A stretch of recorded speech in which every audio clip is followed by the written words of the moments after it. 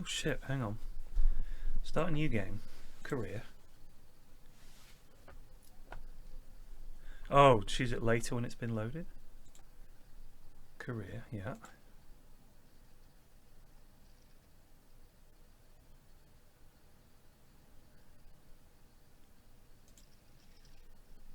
China. South Africa. Belgium.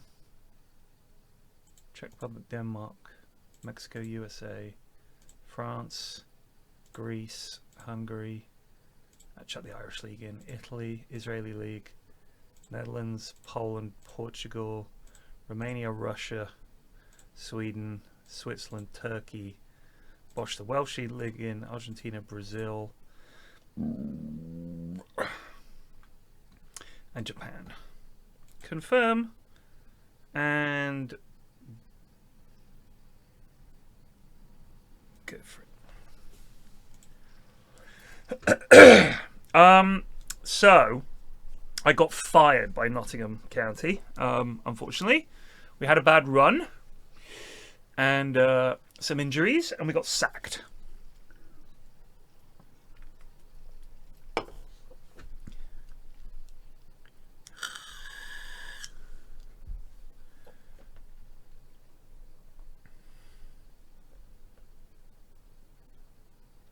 How's it going? Yeah, we got fucking sacked.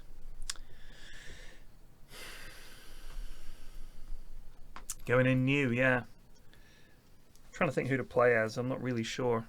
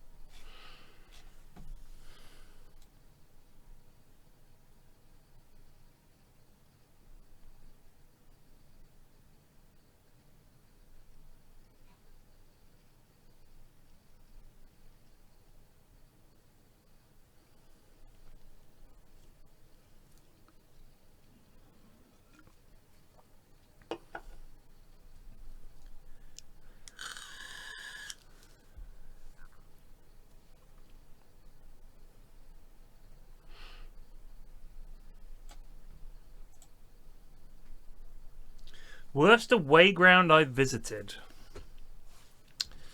Gosh, that's a tough one. Maybe we try again as Notts County, because I do think there's potential there, and I know the squad, and I feel like I didn't spend any money in the transfer window. Like I absolutely could have done. So we could do that. Worst away ground. Let me think. What have I been to? Let me see. I've not been to a huge number. BBC Football. So tables. So the Premier League. I've been to Forest. I've been to obviously Bournemouth. I've been to Fulham, Brentford, Spurs, West Ham, Southampton, and they were all okay. The old Southampton ground was pretty shit, but I've been to Leeds, I've been to Sheffield United, I've been to Coventry, been to Millwall, QPR, Cardiff, Plymouth, Luton. Luton was bad. But it did feel interesting. Wickham, Wrexham, Leyton Orient, Charlton, Reading,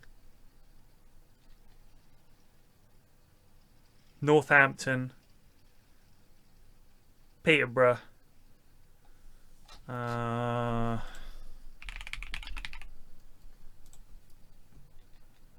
AFC Wimbledon.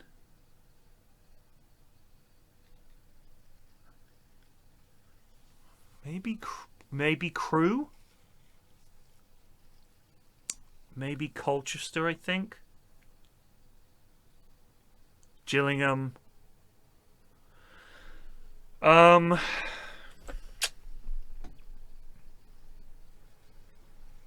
Luton was bad. The area around the ground is shit.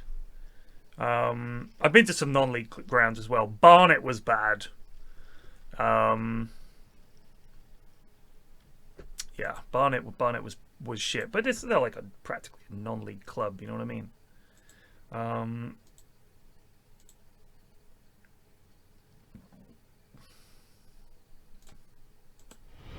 Excuse me, sir, but it's time to goose.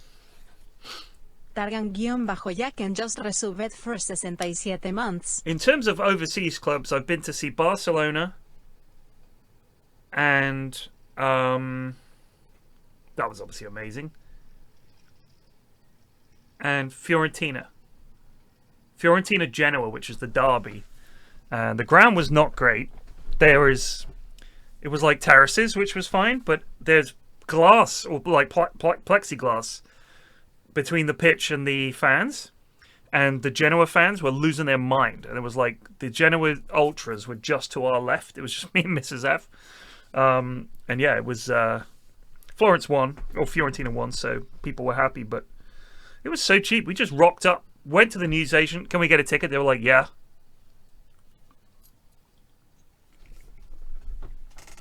Bought the ticket at the newsagent. Bosh. Straight in. I mean, I can't imagine that in the Premier League. Go into your local corner shop and just... who do you want to see? Spurs. Yeah, here you go. 20 euros. In you go.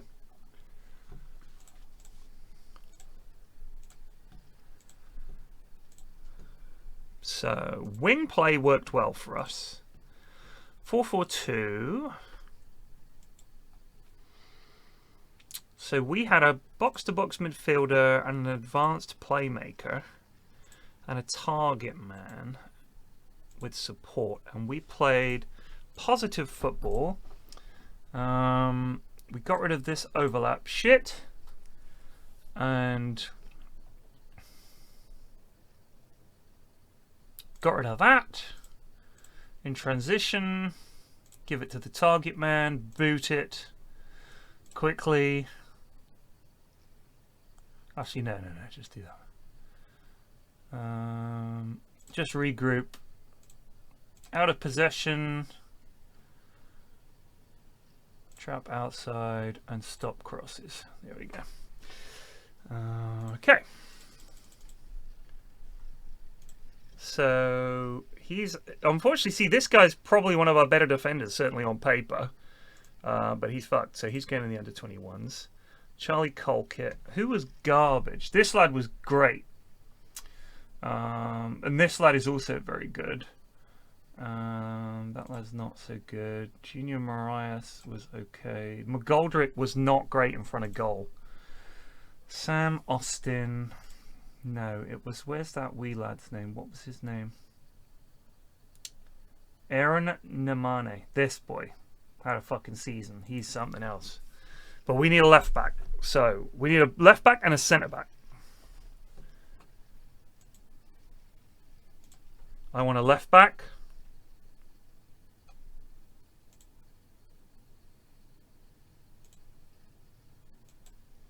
And I want a centre back.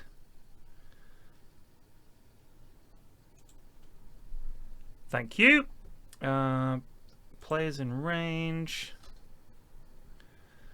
A Brazilian winger called William.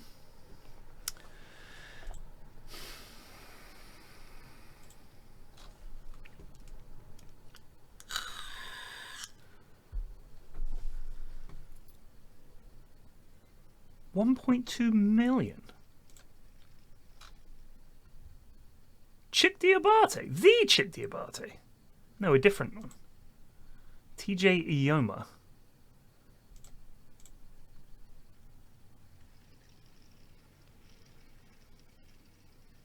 Exeter. Where's Exeter? League One. See, we ain't getting him.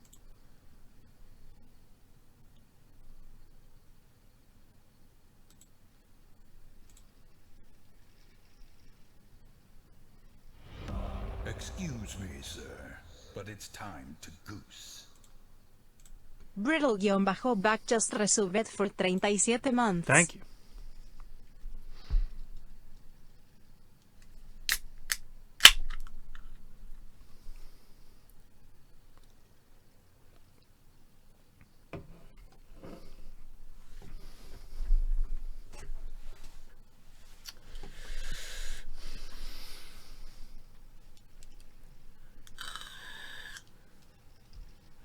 He's one to think about. Zeno Ibsen Rossi at Cambridge. Quite good in the air. Sean Raggett. Oof, very good in the air.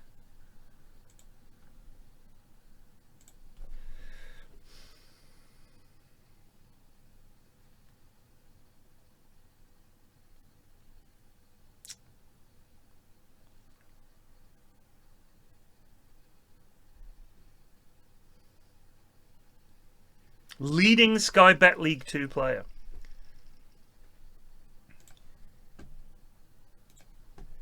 And who was that lad? What did I call him? Sparkles.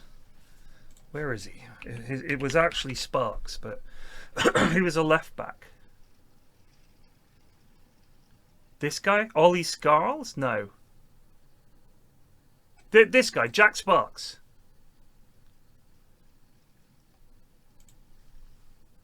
Listed for loan. We would like to loan him, please.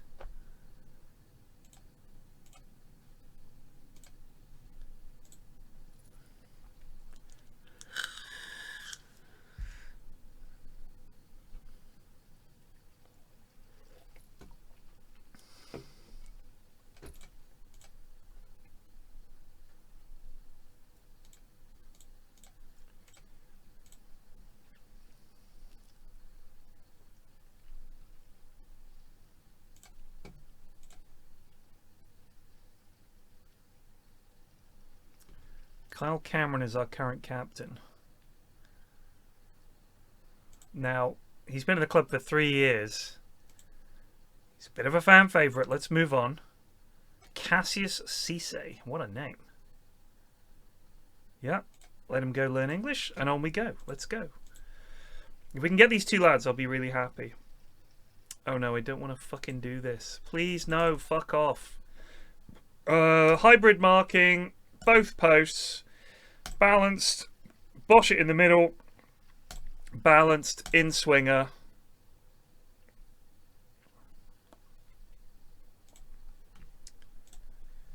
Must respond. I just did it. Yeah, done. We don't need pace, all right? Well, I need a lad who can defend balls over the top. That's it. Scout them. How much moolah have we got? 100k.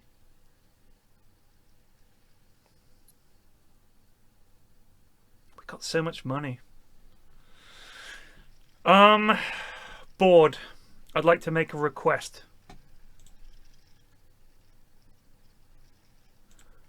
Could we please increase the transfer budget a bit?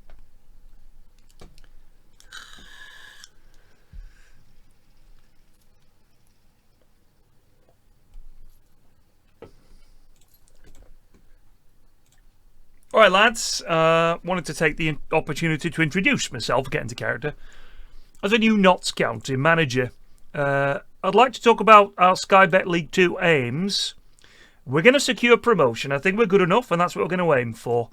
Good reaction, that, lads. Here's the code of conduct.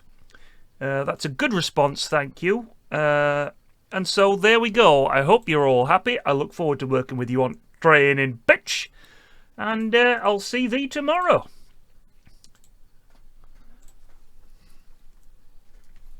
Oh, we're long balling it, don't you worry. They've rejected my bid for Sean Raggett, who's not for sale at any price.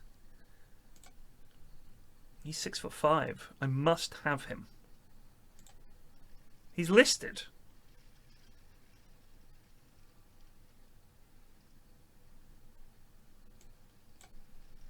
I would like to offer you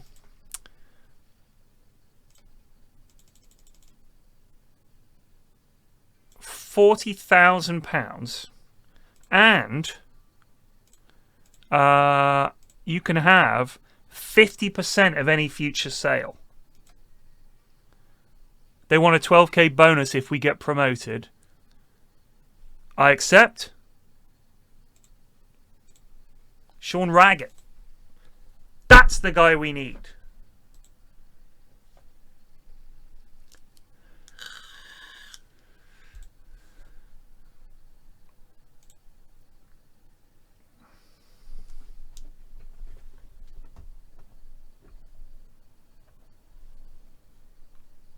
He is... We're going to offer 25. Nope, they want 500,000. I'm afraid we're having to tap out on that one. Old Raggers will do.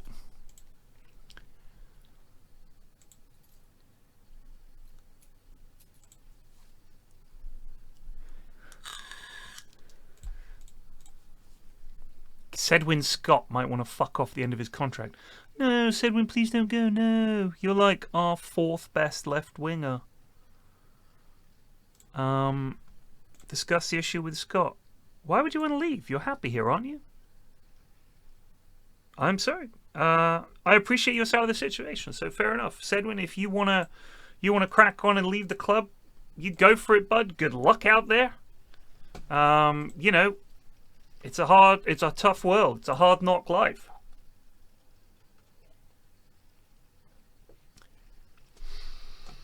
Very well, request denied.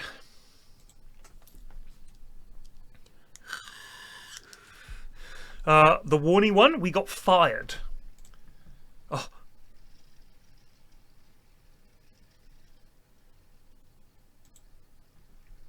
You would be an important player for us. We'll get rid of these promises. There we go. Negotiate a contract.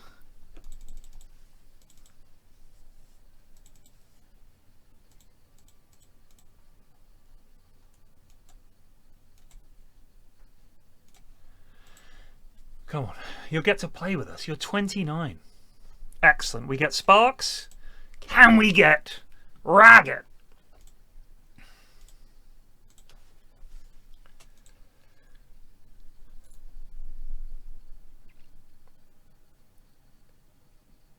Any Arsenal fans here? I'd just like to say, ha ha ha ha ha ha ha. Excuse me. I guess you're a Spurs fan? It's time to goose. Table. Liverpool. The Warner just resolved for 31 months. So if Arsenal win their game in hand, it's an 8-point gap. As I understand it, Man City, Liverpool beat Man City 2-0 at their place. Honestly, do you think there's any chance, even a slender one, of Pep getting fired by Man City?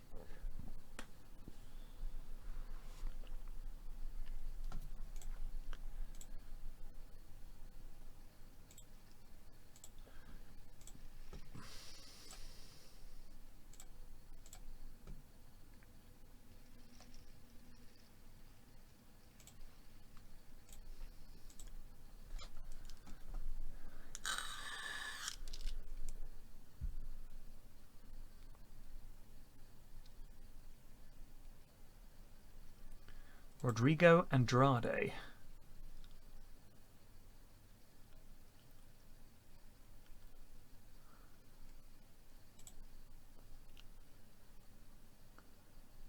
What's the PT Championship? I suspect this is like Portuguese non-league. But he is a foreigner, so he might be good. Jaden Harris. Abdi Sharif. Just wouldn't mind another midfielder. You know what I mean? 6'4" midfielder. Jamie Bramwell. He's at Grimsby.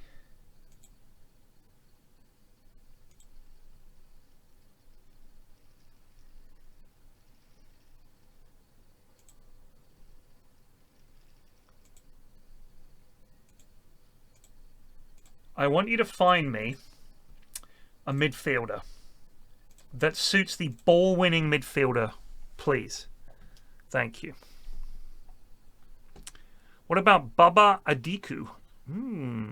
He's only 5'9". He's hard-working, but we need a bit of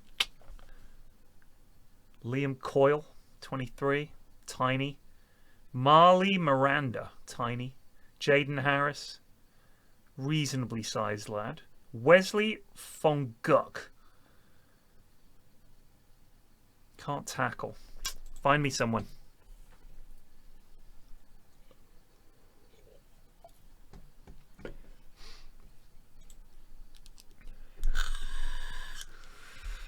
At this level, you need someone who can just fucking boss that midfield.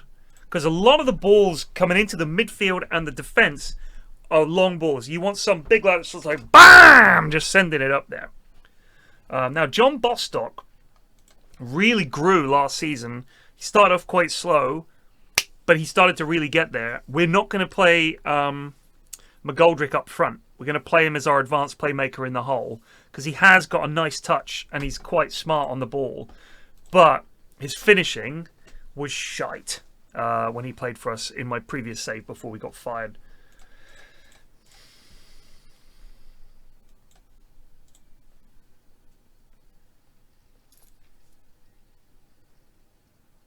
We need an Enfrocha, exactly.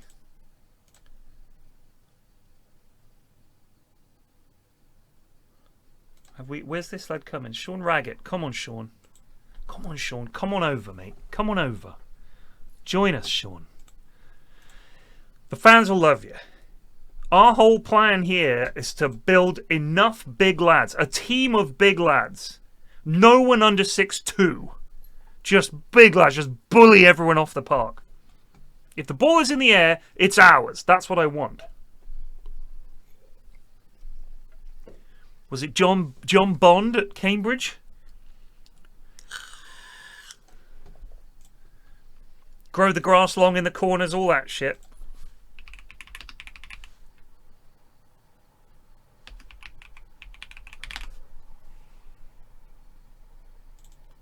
What was his name?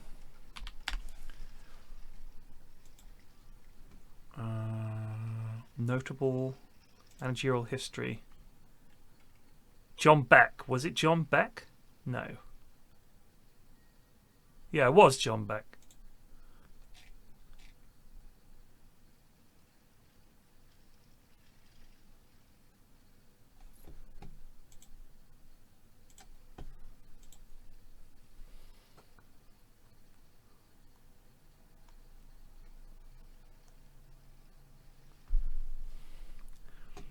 Beck's long ball playing style, despite its success, was heavily criticised in the media and by fans and managers of other clubs, particularly Glenn Hoddle, who was then manager of Swindon Town. Adjust budget and sign. Get me Raggett. Yes. Yes. There he is, the big man. This lad is way too good for this division. 17 jump, 16 bravery, 16 determination, 15 heading, 15 strength. This lad has come to boss. Sparks, Warner camera. Sorry, excuse me. Sorry, I'm just reading this. This here. I'm just looking at the players that you've picked. Fascinatingly, you've got Carl Cameron. He's all right. You've got Jaden Warner, who's on loan. Why is the big man on the bench? Yes, please. Sparks at left back, yes. We play full-backs here. We don't do all this wing-back nonsense. Namane. I wonder if he would play even better if we could push him further forward. He is ever so good. Thing is, I don't think he needs to play further forward because his pace is there. But Jones is a bit slower. So we'll move him up a bit. Left side midfield, John Bostock as a... I'm going to put him as a deep line playmaker. A defensive. He can't defend, actually. He's just going to have to go on support. And then next to him is McGoldrick, in for Dan Crowley there as the advanced playmaker. I think we're going to have to drop Jonesy back here. You can just support. We're focusing down the wing. Jatta and Langstaff, that's our combo. That's what we want. That's what we want. I'm tempted to put Langstaff to Poacher because that's really good. But getting into the channels, I like that. I like this team. I love this team. Our keeper is not great. Aiden Stone is not great. We'll have to deal with that. This lad's not great either, and neither is Sam Slocum.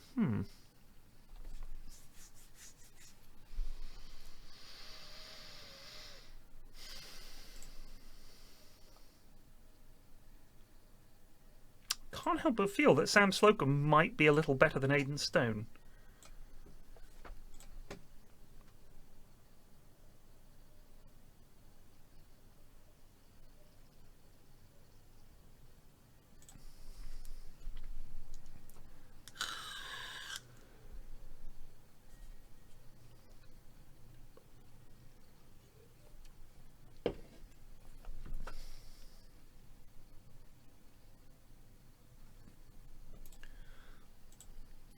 We'll give him a try.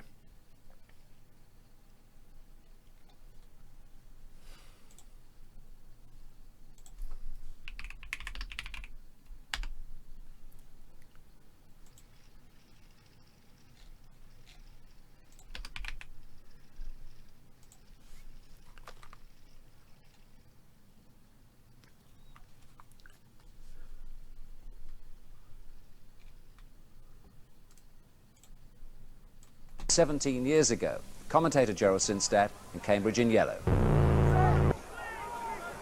Sheridan. Hurst. Benson. And the back pass for Dublin. And King has made the mistake that's opened the way for Cambridge. Look at that. Attempted the back pass, only lofted it into the path of Dion. Great finish from Dion Dublin. Goal number 14 for the big Cambridge striker. Two managers. Look at Ron! Side by side in front of the dugout. Ron Atkinson on the left, John Beck on his right as we look.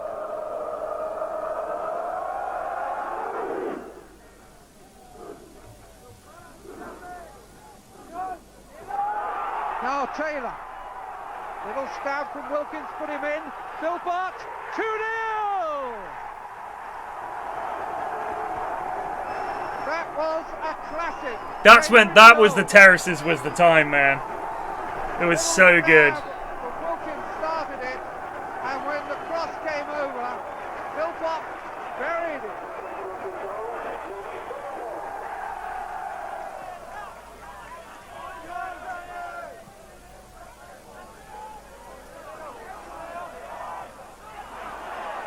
Taylor on the left foot. Whoa! Well, he won't come back from that. Looked as though Turner had it covered, but from Taylor's left foot, it just dipped under the bar, and Cambridge are annihilating Sheffield Wednesday. Francis crosses, and the goal, that was a brilliant save. Vaughan got down, I think from Hurst's header. The cross was good, the header was magnificent, the save was superb. And the countdown now puts this beyond the reach of Sheffield Wednesday. When Cambridge reached the 6th round as a 4th division club last season, well, it could have been put down as a fluke. When they then won promotion in the playoffs, suggested there might well be something here. And now, here they are. Oh my days! As Dublin takes another gift from a terrible back pass, this time by Danny Wilson. The route is complete. I mean, look, if you've got the players for it, why not? Do you know what I mean? Fucking get it in there.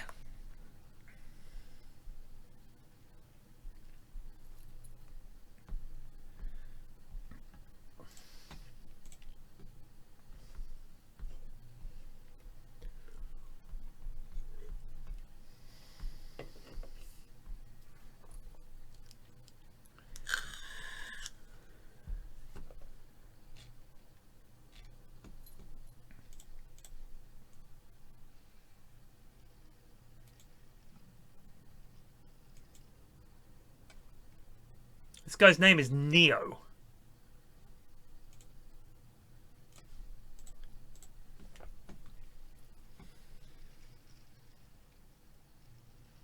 Fucking Mo Salah has already scored 30 goals this season. That is wild.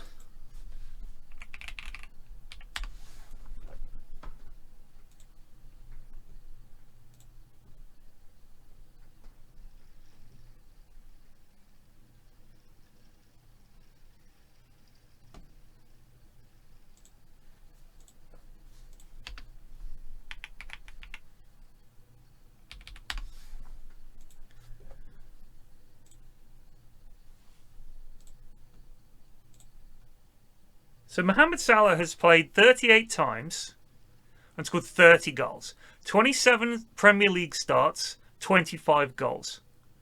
And he's had he's 7-3 in the Champions League. It's incredible. He's incredible. Darwin Nunez continues to be, as far as I can tell, a player that if you put Darwin Nunez on a team that wasn't very good, tempted to say he would look like someone that no one would want to touch. Do you know what I mean? Like, he doesn't look like a lad where you think, man, this guy, he's really good.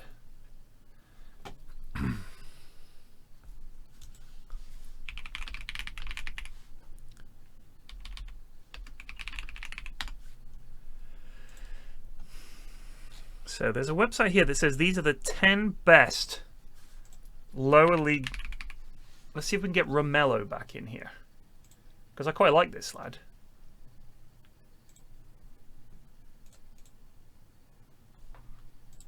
Oh, we've got no money. Sorry, bud. We're going to have to make do with what we got.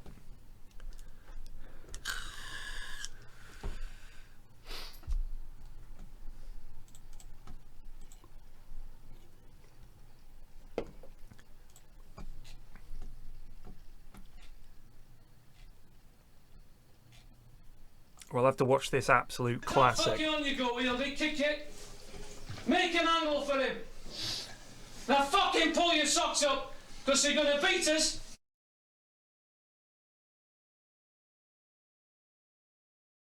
Not fucking non-conformity.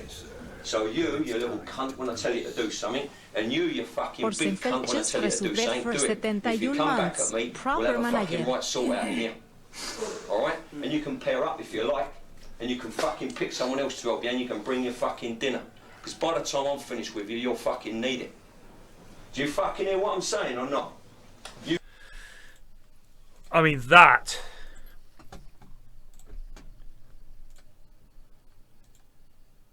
is the kind of manager I aspire to be. Wait, can we not get Jack Sparks in here? Maximum squad size 22 players. What?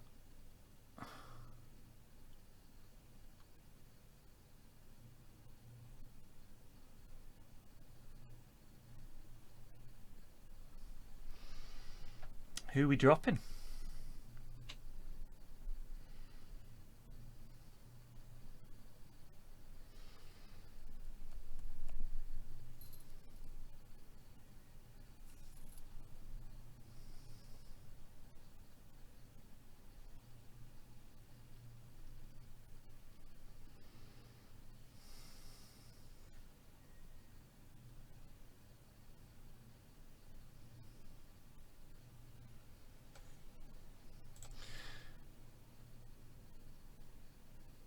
Toby, I'm afraid you're out, mate.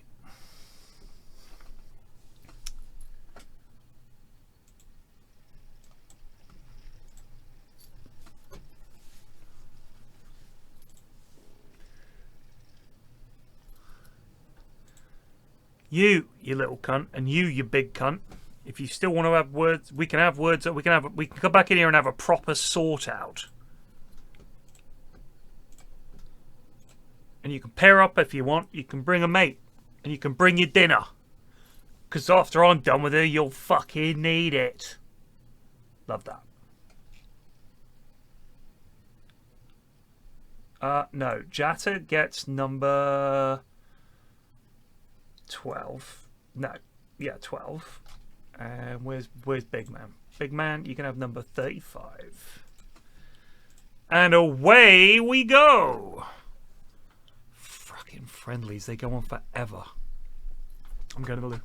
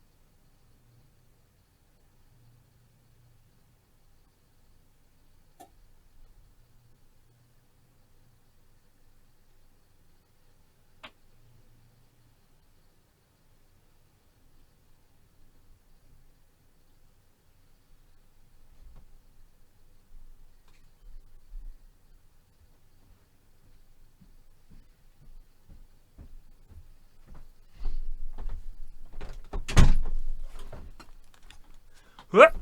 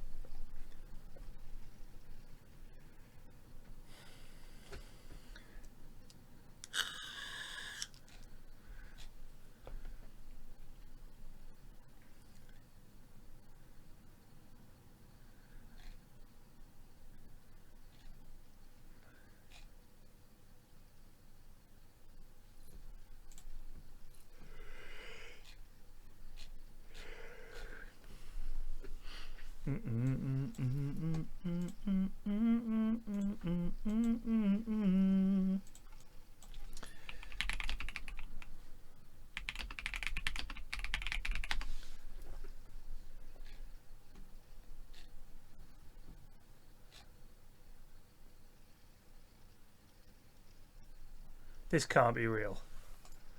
Look at this. Second ball! Who wants Ronaldo plays lower league football. Steve, any chance today, son, or what? Sure. It's not my man. How can I mark 3 people? Not talking! Oh my god. By the way, wait till you see the size of Ronaldo now.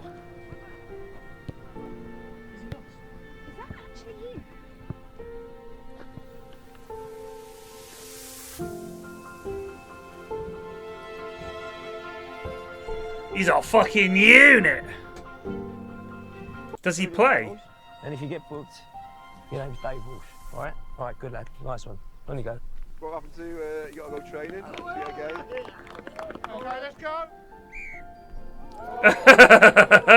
He could barely move. Brian said he'd entered a competition or something to get a player. Here now, Ronaldo. Lay off, Benny's on. No, not there, son. Just get rid of it. Push out, push out.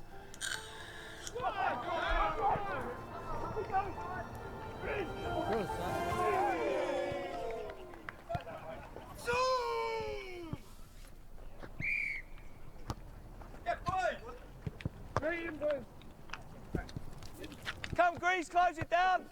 This is just sad. Ronaldo, look alive, son. Look alive, Ronaldo. Is he on the phone? Ronaldo! You're offside! Get onside!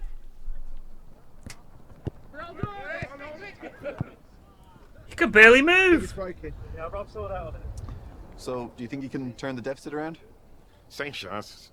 Não estamos jogando contra os Spurs. How have you found it? Have you enjoyed it? Eu joguei em Milão, Madrid, Eindhoven, but this is a shithole. Lads, enjoy going forwards by all means, but... I mean, god damn, my man's put on some timber. Fair play. He's just, you know what? He had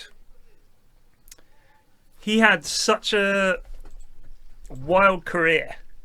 Like, Ronaldo was so good. So good. And was just so insanely better than everybody else. And then he just got his injuries, and that was like... He just missed so many games. But what a player. What a fucking player. Every single time he was on, you'd watch him play. It's amazing. He went to Milan. He only played 20 times in 2 years.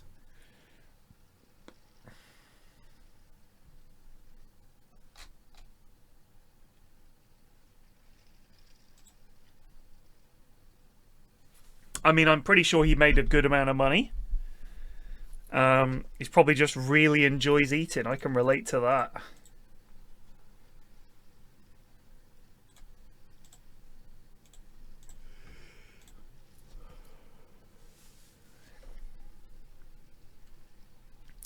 Yeah. Because if you're like 25 and flying, you can eat whatever you like. Especially when you get money.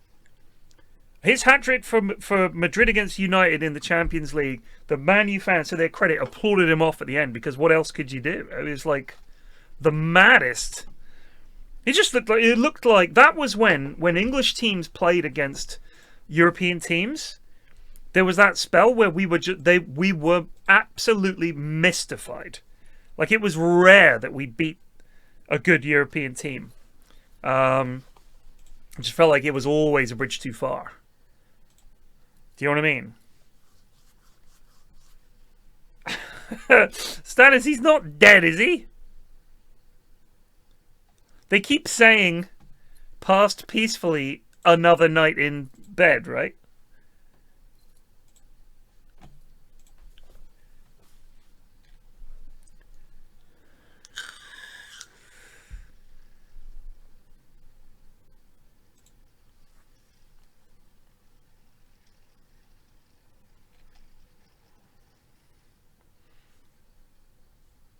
Oh wow, $1.5 billion of Ethereum stolen by crypto hackers. Crazy.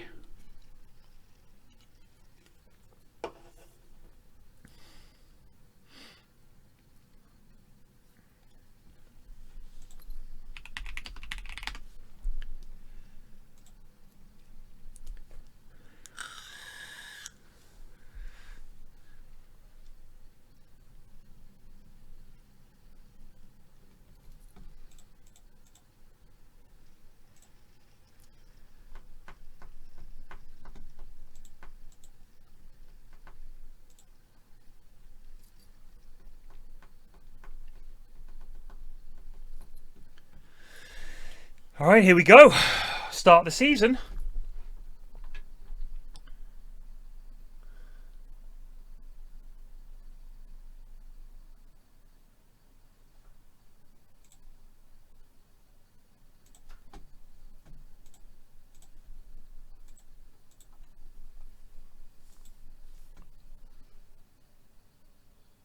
Oh, fuck, how bad. 4 days.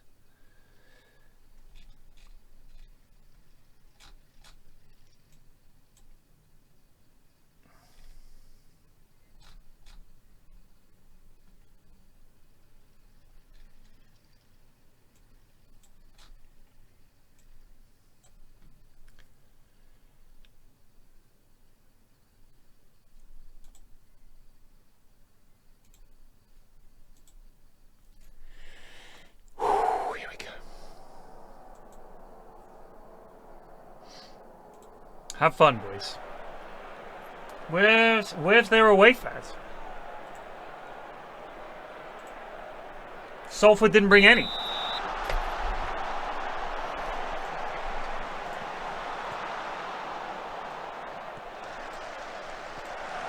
Oh, that's a bit quick.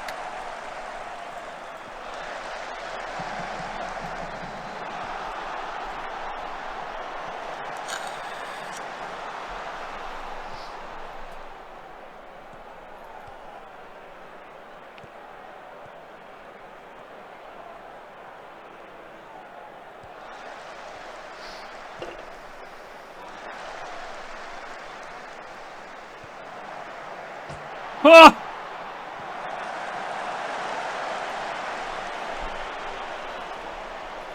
I feel like this is also a little too slow. Knock it up by 1. It'd be a all fucking day otherwise.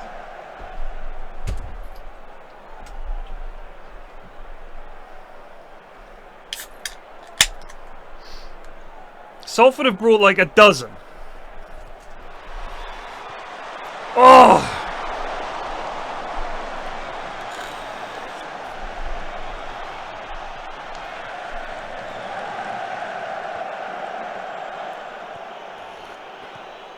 Oh, Jonesy.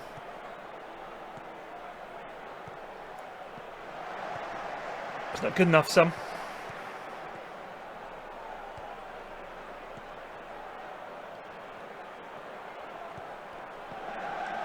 This is a goal. I can smell it.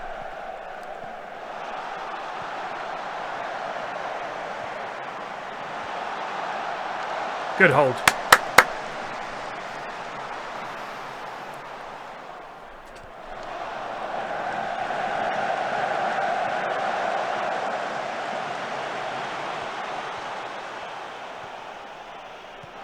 Unlucky.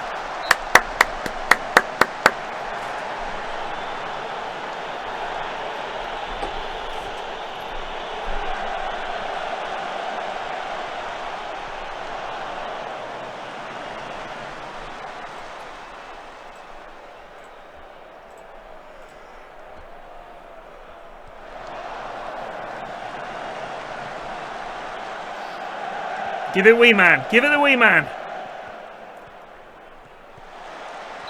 Ref! A penalty. Who's taking it? McGoldrick?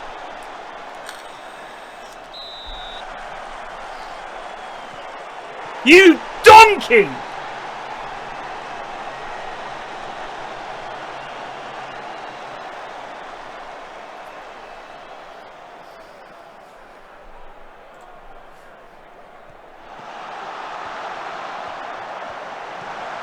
Good block.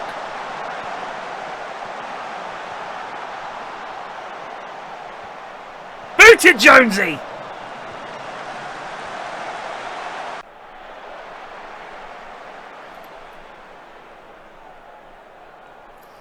I saw the exact penalty.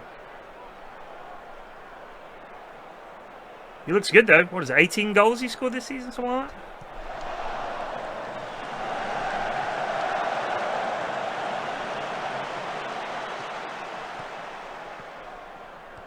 Oh, here goes Messi! Goal! Go, go, go, go, go, go, go, go!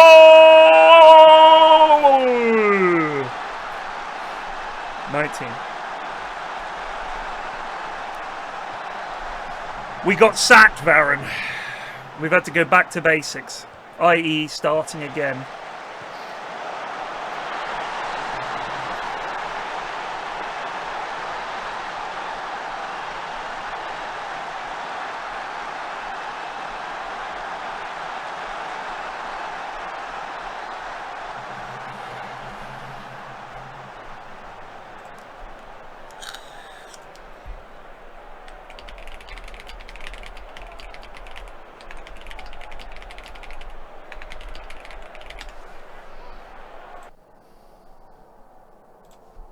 Keep going, lads.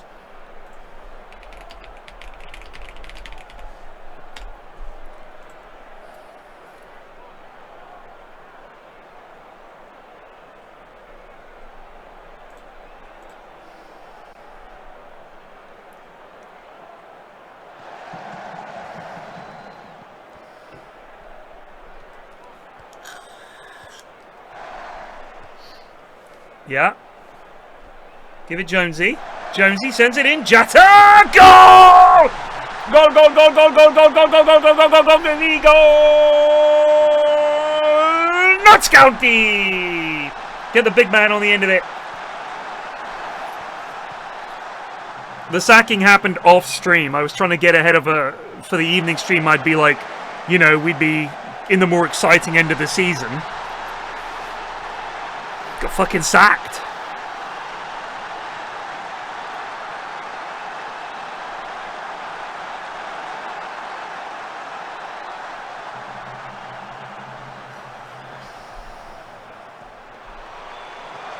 Oh, I'm telling you, that defender, Raggett, he's going to score goals for us this season. He's an absolute unit, that lad. Right, Baldwin, you're going to come on because he's not quite fit yet. Let's get Sedwin Scott on for Jody Jones. Let's get Longstaff on for Murray. And we'll get Macquarie on for... Oh, actually, let's bring on a midfielder. Matt Palmer on for John Boss. No, on for McGoldrick. There we go. Give some of the lads a rest.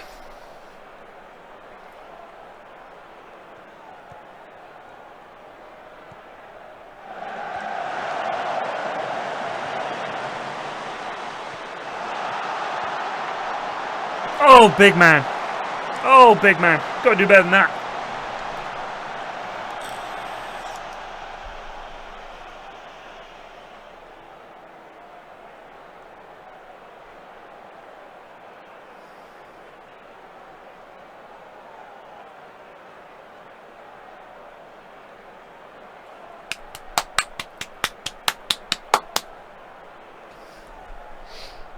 Good job.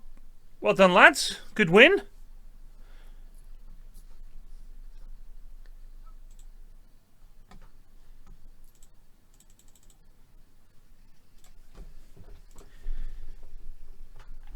Yeah, delighted with the win and very happy to see us doing so well. A couple of new lads coming in. I thought they did well and looking forward to seeing how we grow as a team throughout the season. I've got a very particular way I like to play. It involves brute strength, aerial prowess, and never giving upness. And I think if I can instill those values in the team, many of them have got those values already, of course, but if we can further instill those values in the team, I can see this club going places. And as far as I know, the only way to go in football is up. Up in the air. That's where the ball goes, that's where your head goes, that's where the opponents go, and that's where this team is headed up.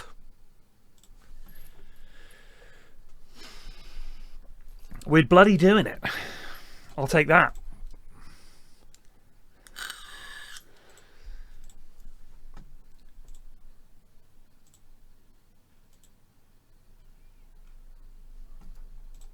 Now, do we want to risk... Our team that are just easing into things. I might just put the kids in. We don't care about the Carabao Cup.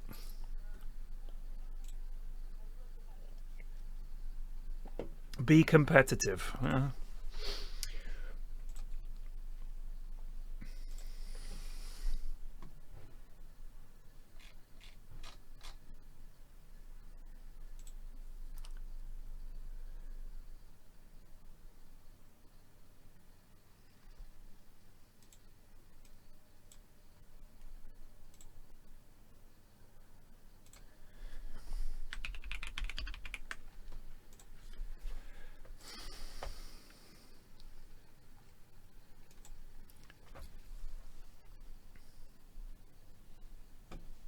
Excellent. Send out the second string.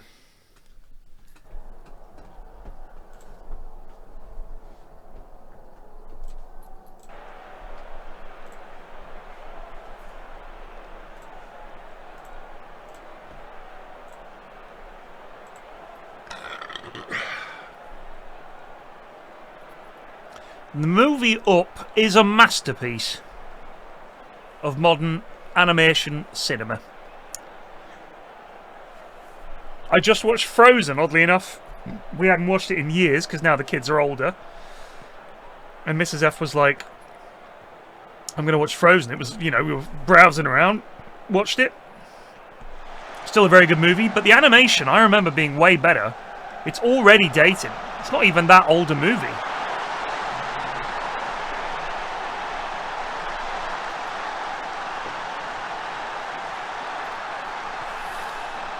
But, I mean, in terms of music, I think it's probably... I know people love The Lion King and stuff like that. I think the songs in Frozen are the best of any Disney movie I've ever seen.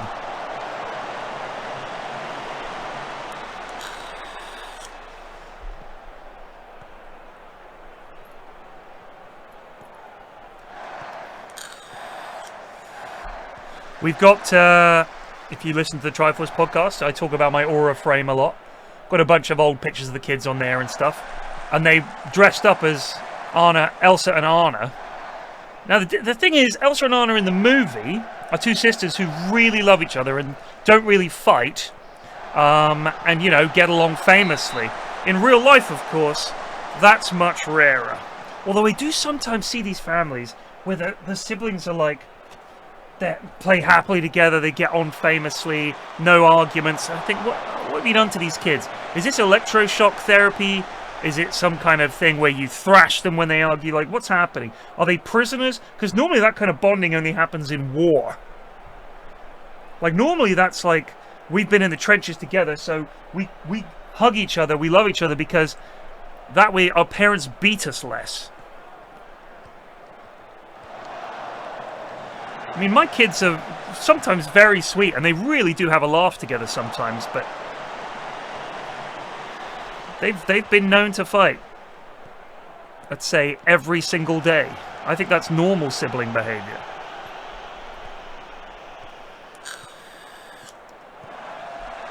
Great save, Stoney!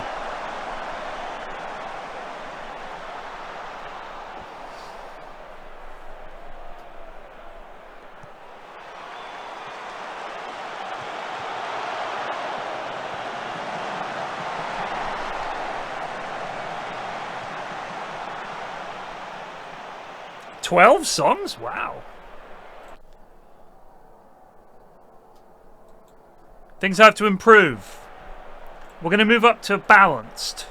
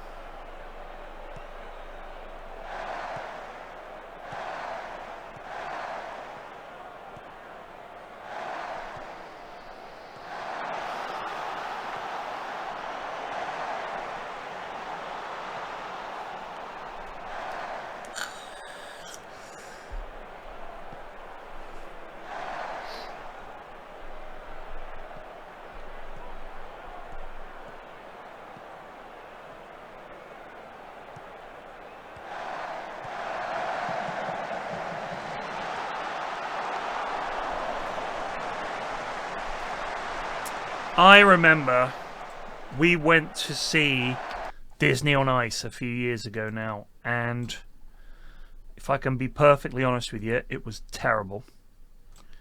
I hated it. Mrs. F was hating it. We wanted to go home. Do you know what we did? At half time, at the interval, we may have said to the kids, "That's it!" And they were like, "Oh, is it?" We're like, "Yeah, that's it. It's over." and left. I don't think we've ever told them. It was so bad. Luckily, they're little kids. What the fuck do they know? You can con them easily. As long as both parents are 100% committed, you can trick them. You're just like, that's it. And they were like, why aren't the other parents good? I'm like, they're just slow. They're just slow parents. Now, to be absolutely fair, what was bad about it, it was Disney. Disney on Ice. It's a small world after all. All that shit. Like, absolute wank. People in massive heads skating around singing the most basic bitch Disney songs on ice. It was bloody awful. We were losing our minds. So we left. And the kids were, I mean, they're little. Little kids. Here's the thing. I found this out this evening, watching Frozen. And towards the end, there's like a few scenes. I remember the very ending a bit.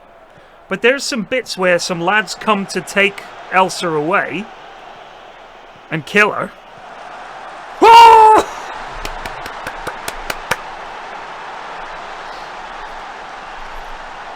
I don't remember that scene. There's a scene with a giant ice giant that chases them down. Don't remember that. Then there's a bit where they have to climb down a mountain and there's like various chicanery going on. Here's why I don't remember it. Because my kids, when they watched that movie, were so little that at about the hour mark, once they'd heard Let It Go, their interest started to wane. They'd go do something else. And they weren't watching anymore, and you'd change the channel and they wouldn't notice, and you could watch something else. So I'd forgotten the ending to Frozen. I would really completely forgotten it. Everything up to Let It Go is locked in because I've seen it about 100 times. Everything after that is a fuzz. It's just a fuzz. Fuck me.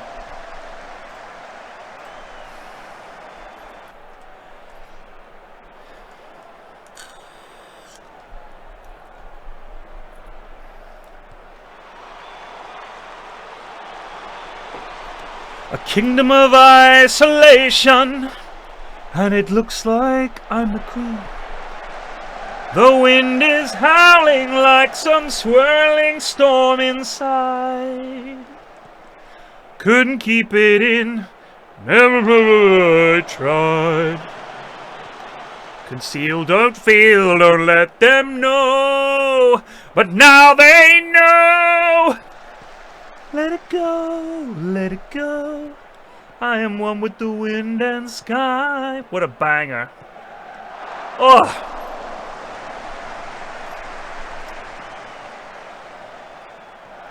Here I'll stand, and here I'll stay. Let the storm rage on. The cold never bother me anyway. What a tune. Oh no! Oh. That's a pity. I think you mean Adele Dazeem.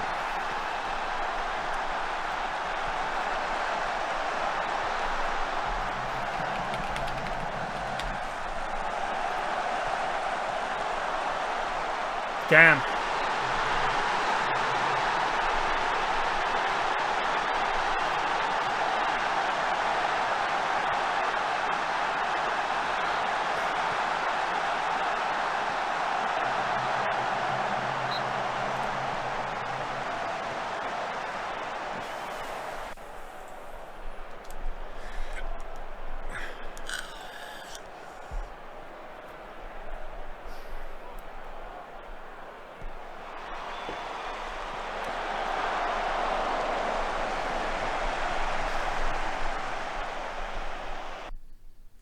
Shit.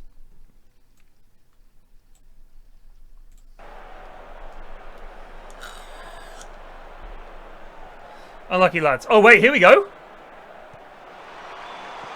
Oh, McGoldrick, you fucking waste of money!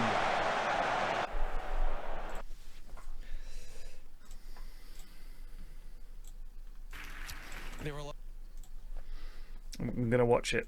Dave, you can look away. Always be a special place in my heart for the movie musical and for the songs that create their most memorable moments. Here to perform the Oscar-nominated, gorgeously empowering song, Let It Go, from the Oscar-winning animated movie Frozen, please welcome the wickedly talented one and only Adele Dazeem. There will always be a special place in my heart for the movie musical and for the songs that create their most memorable moments. Here to perform the Oscar-nominated, gorgeously empowering song, Let It Go, from the Oscar-winning animated movie Frozen, please welcome the wickedly talented one and only Adele Dazeem. Adele Dazeem. Adele Dazeem. There will always be a But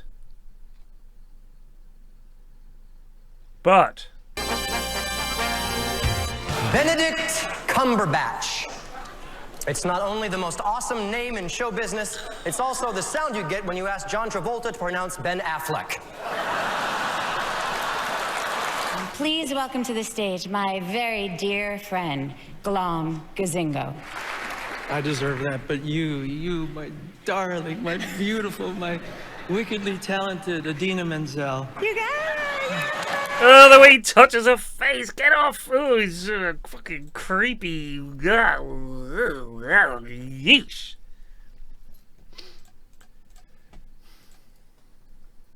He's a fucking creepy dude, isn't he? Ugh.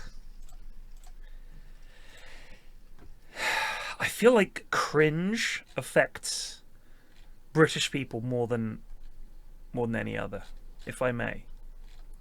If I may.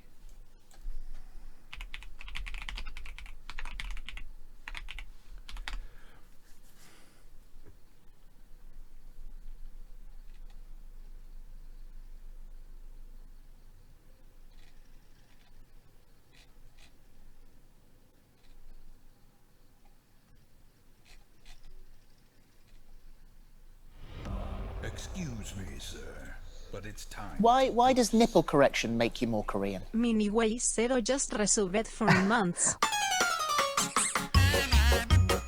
Couldn't really care less about fashion. Oh my god, shut up.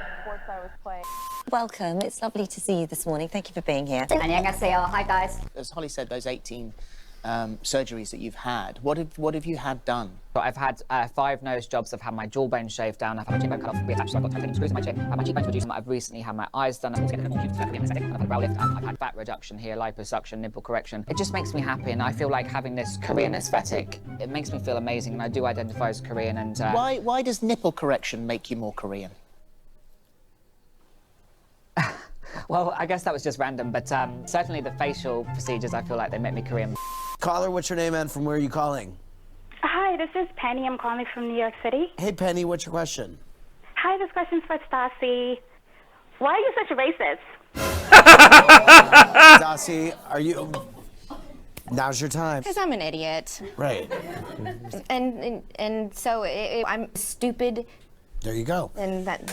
All right, I want to thank Stassi and... I'll tell you where we first met. Where did we first meet? You said to me... You smell like weed. And I said, I am weed. This is terrible.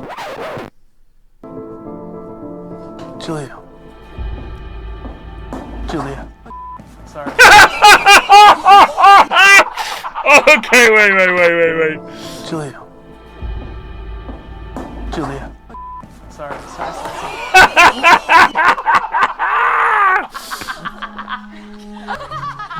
That's just embarrassing. Preach for us and then tell us what it is you mean. Unbiblically.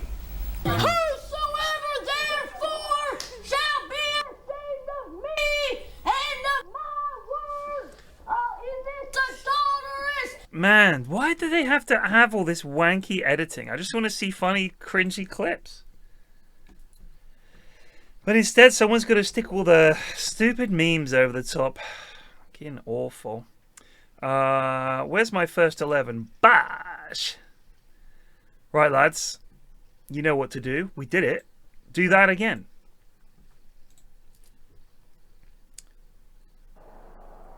I hated that too, Natalie Wren. I hated everything about it.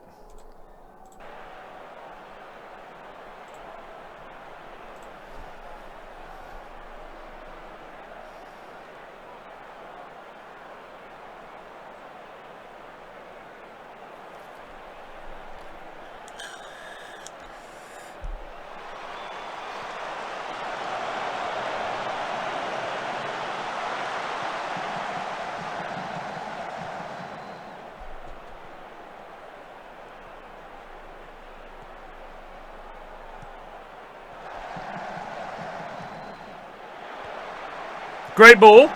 Wee man's in. Penalty! Rough penalty!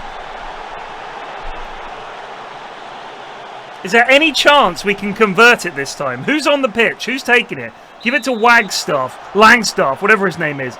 Buries it. Bam! Yes!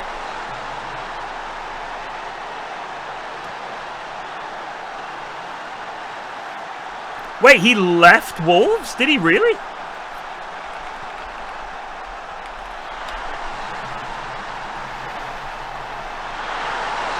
Oh, he was sacked in December.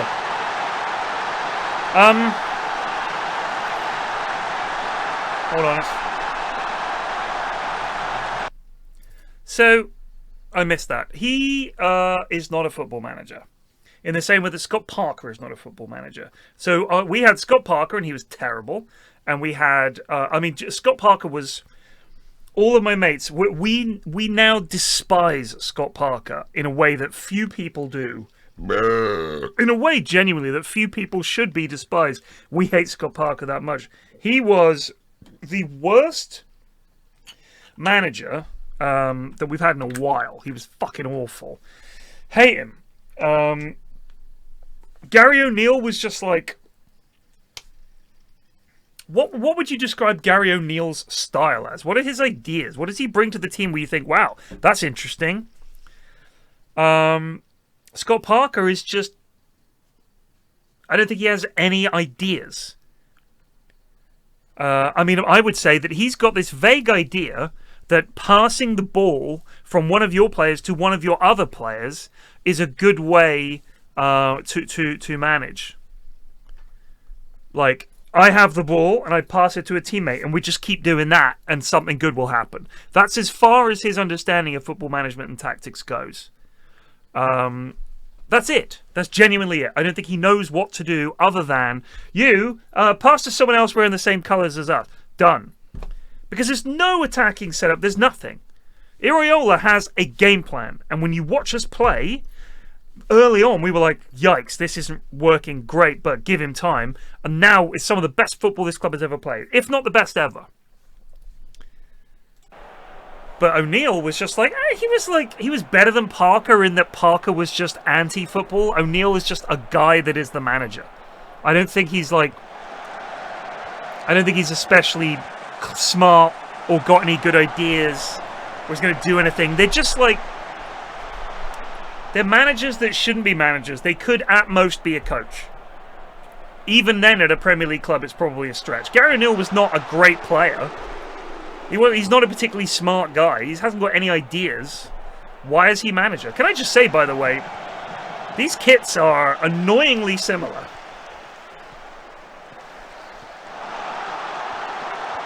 Oh! Long pole gets it done.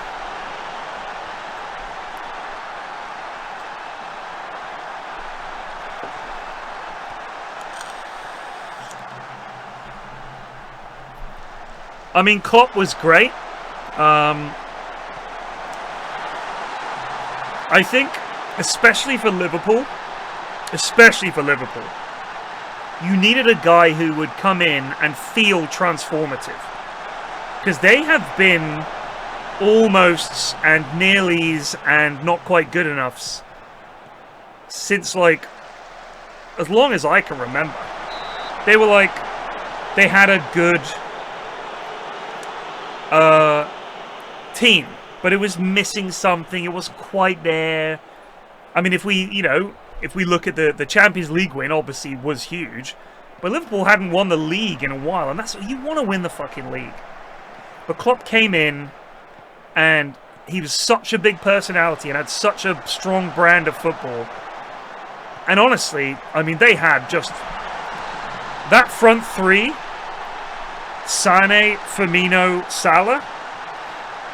Phenomenal, absolutely phenomenal, and just a great team, and we're really, really good to watch.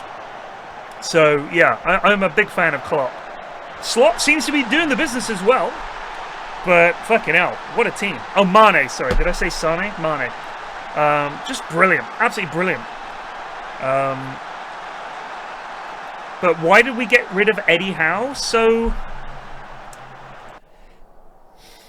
the thing is, I think when Eddie Howe was the manager, we still had the Russian lad as the owner. The guy whose son owns Tundra. That guy. Maxim Demin. I think is our old owner. It was Demin. D-E-M-I-N. And his son owns Tundra. I met him at TI when they won TI. Said hi, said, you know, I'm a Bournemouth fan. We had a chat about that. Asked him if he knew my mates, and he did know my mate who works at the club. But yeah, so good lad. So the thing is, a lot of the players that we were bringing in were not good enough. They just weren't good enough. Richard Hughes, I think, is still our head scout or head of scouting. He doesn't know what he's doing. I don't know who's brought in the players this season or last season, but guys like Semenyo and stuff like that. Richard Hughes, prior to that, we were just signing a lot of really very shitty players. And also, we had this period where a lot of the players that we had were the same players that had come up with us since League One and the Championship. Richard Hughes is at Liverpool. I don't like him. I don't like him. We signed a lot of shit on his watch. So yeah. Maybe he'll get better, but he was a player when we got him. I think we signed Richard Hughes from Arsenal. We had a bit of a thing for a while where we signed players from Arsenal.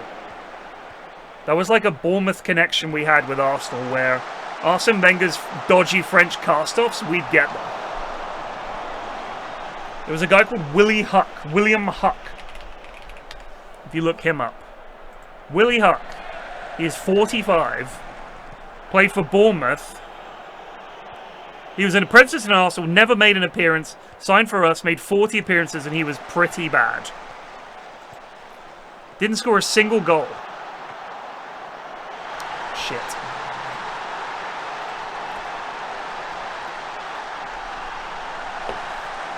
Let's get some fresh legs out there, boys.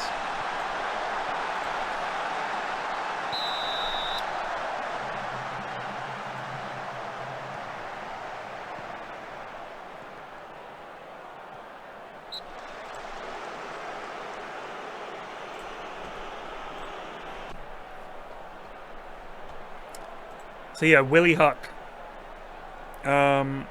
Players like that. There were a few others. There's a lad called Kadar Sadie. Or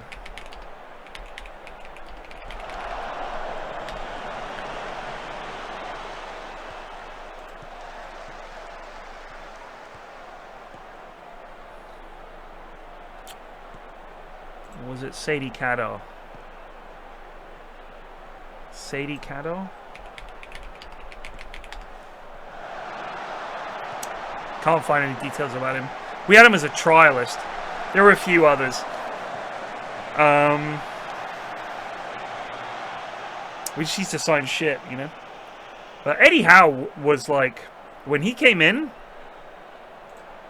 holy shit.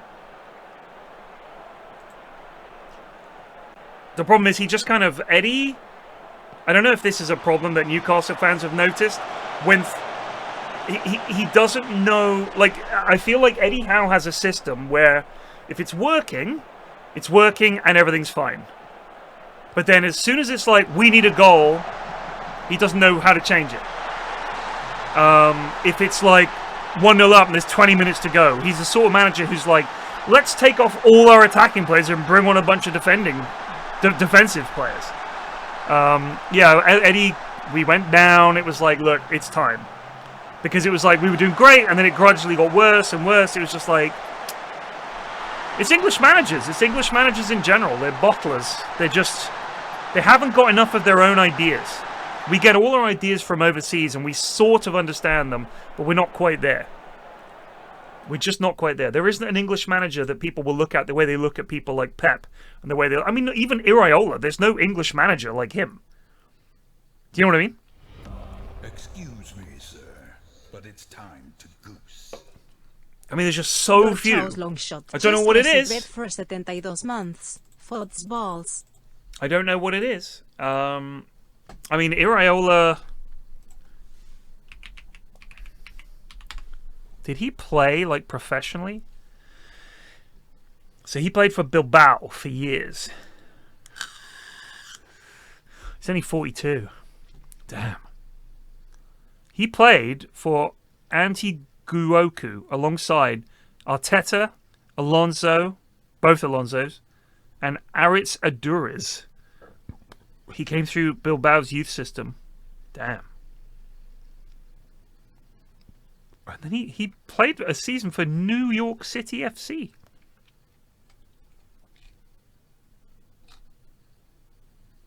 He was a right back.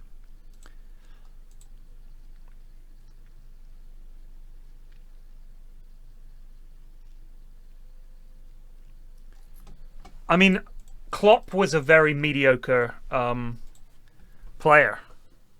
I think, obviously, Pep Guardiola was, you know, he played for Barcelona, didn't he? He was quite a renowned player. Played for Barcelona 263 games, but then Brescia, Roma, Brescia again, Al Ahly, and Dorados in Mexico. So it's not like his career ended in glory. I wonder how many games did he play? So for Barcelona from 1990 to 2000, he did play quite a few games. He also, like, didn't look like he was, like, super first choice guy. Maybe he had terrible injury problems. He only played 4 times for Roma. Played a bit for Brescia, but not regular. Was he injured a lot?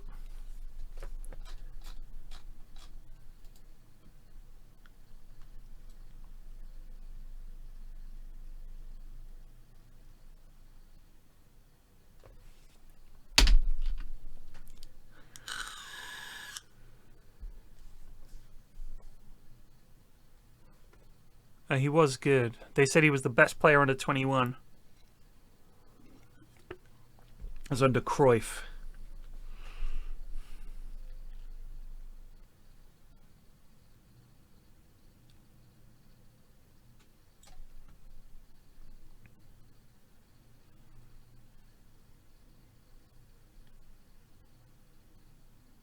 Oh, he had a few injuries. Anyway. I mean, so yeah, his career was good, right? He was a doping cheat who got off on a technicality. I mean, that was all the rage in the 90s and the 2000s. Have you ever seen the transformation of Del Piero and Zidane and guys like that at Juventus? What were they what was it they were on? I can't remember. What, creatine?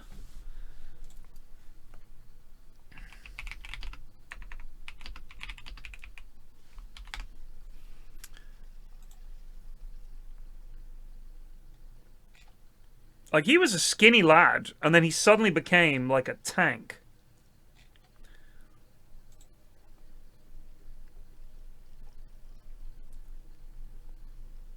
No, it was creatine, I'm pretty sure. I mean, back in those days, it was a lot of random injections that players were giving. If you haven't read Tony Cascarino's football autobiography, I recommend it. I recommend it. It's a really, really, really good book. Like, Tony Cascarino was a very limited footballer. I think he started off at Millwall. So he was actually a hairdresser and then got to be a footballer. Let me see if I can find any Tony Cascarino.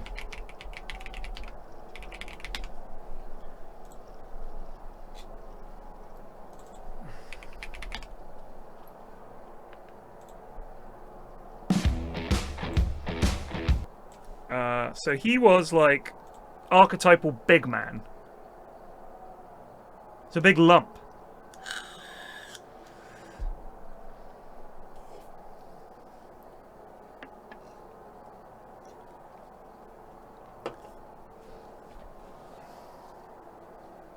But when he went to France, he became like a Marseille legend.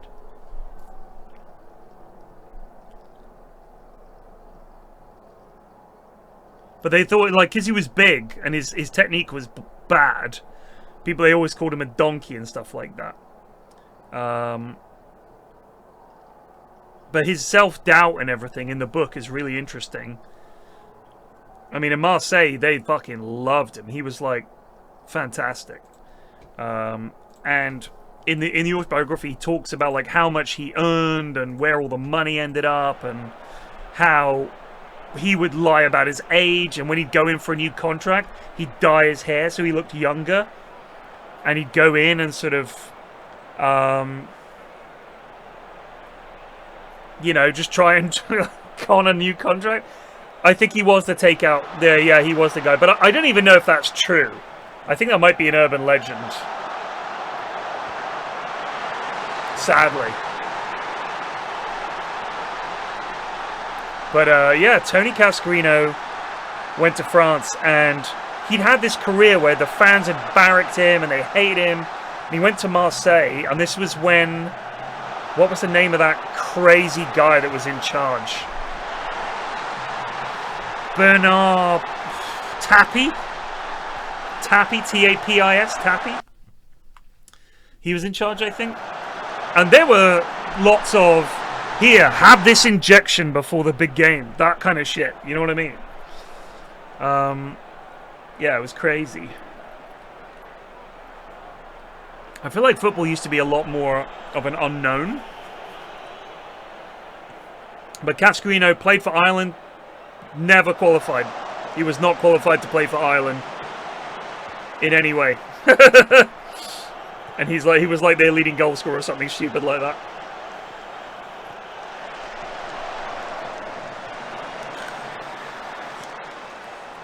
Yes, Jatta, the big man. Langstaff, can he return the favour? Gives it to McGoldrick. McGoldrick! Hits the bar. Useless.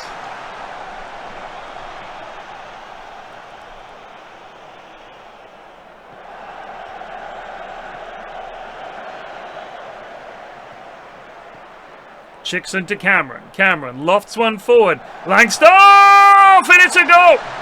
It's another goal! McGoldrick Langstaff! Bangs it in! And there's only 18 minutes on the clock. Great ball from Cameron. Right over the top. There's Langstaff. First touch. Bang!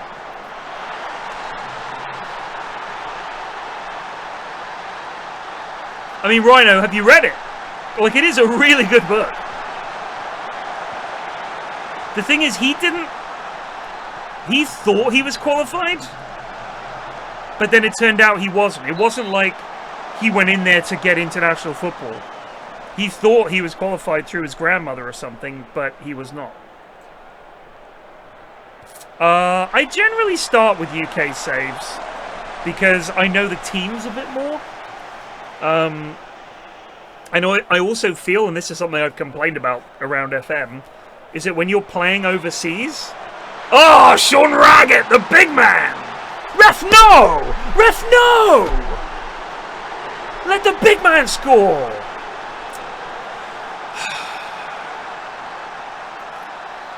It is really good. It is genuinely really good. I mean, he's like a hairdresser from Millwall who became a footballer and played for Ireland. And he thought he was qualified through his grandmother, but he wasn't. Because, I mean, that was when, like, John Aldridge and guys like that, you know, it was like, if you have any connection to Ireland, Big Jack wants you.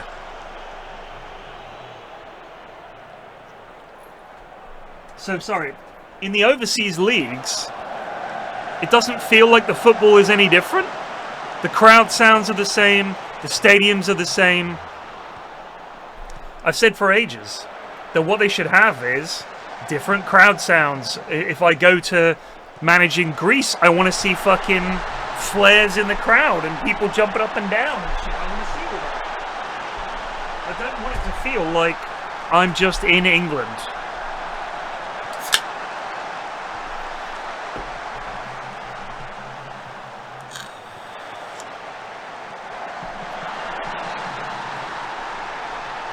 Who doesn't play with the crowd sounds on?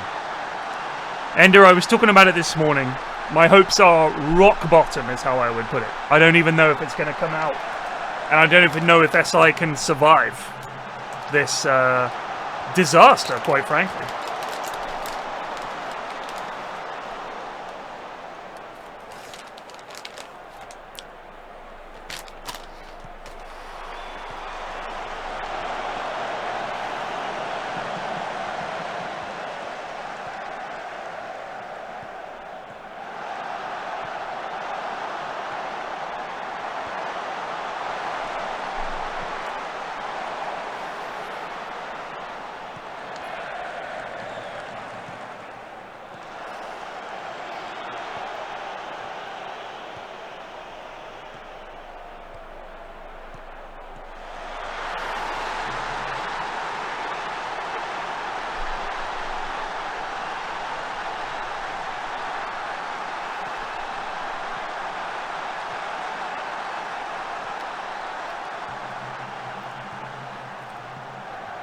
Fucking bugle score.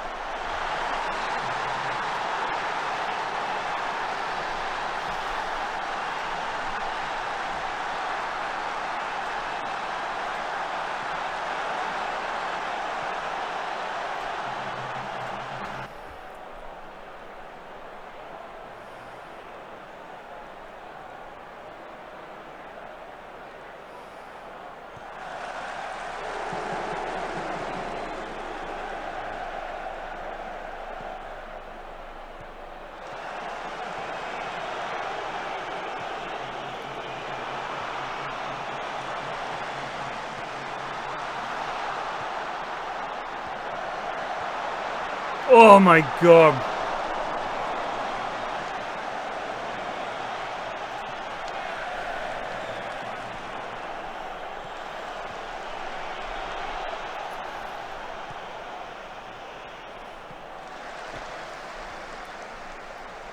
Oh my god, chicken, what are you doing?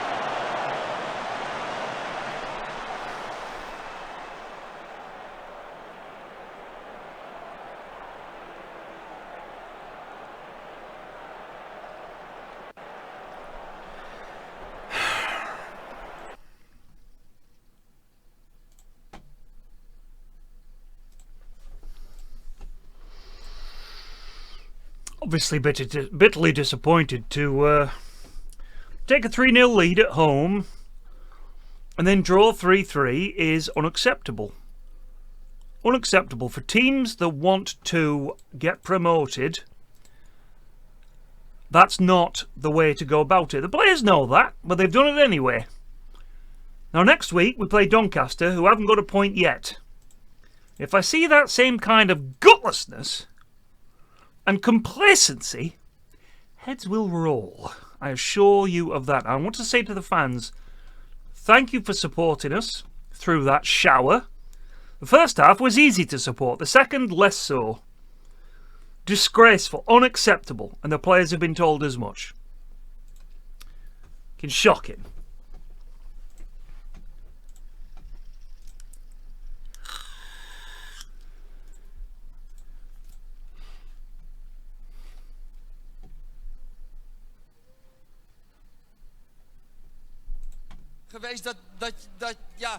This is cringy live TV moments.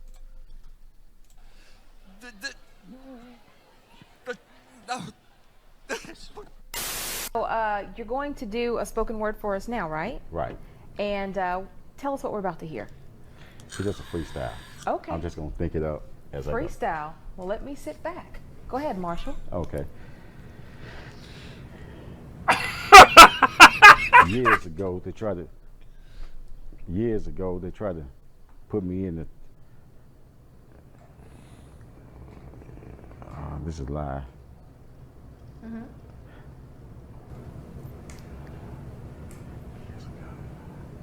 Did you want to try to read something from your book? Yeah. Okay.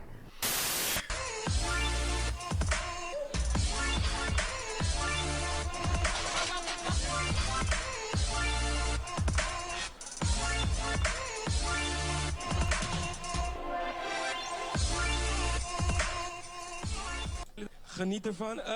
Lekker spelen. Yo, malse makkers. Ja, wat schitterend dat ik dat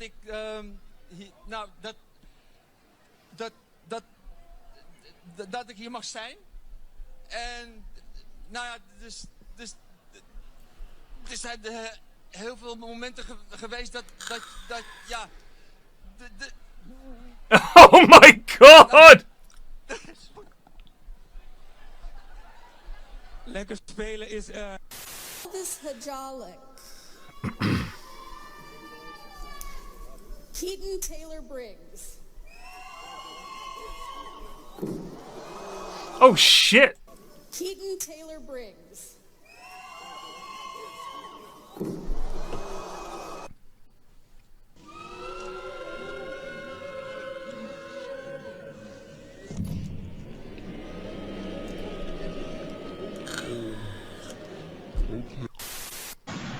Svaldersdoktor. Altså har besøg af Mads Vad her i aften.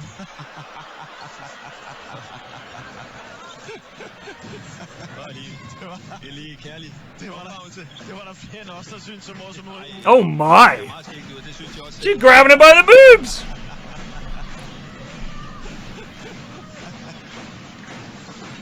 Ja. Det hører med. Heldigvis. All rounds in a row. And we got the kiss count. Oh.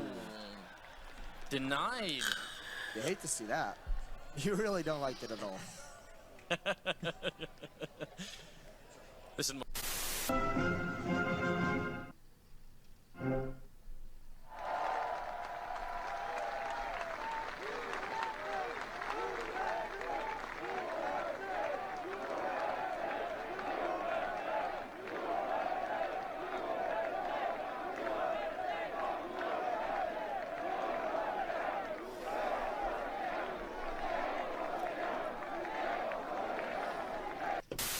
For you, we'll be glad to. Let's bow our hearts for prayer.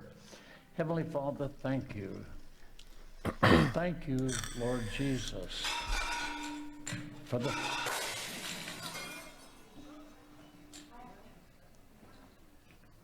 oh God, because joy has come into the world. Thank you, Lord, for the joy that the Savior brought. You guys got the run back with Liquid, so. Exactly, we gotta figure this out. All right, excellent, man. Well, thank you very much for your time. And we're going to send it back to the desk right now. Oh no, no! I'm not going to leave you hanging. I'm not going to leave you hanging. Oh no! You're the bird, man. I'll never leave you hanging, man.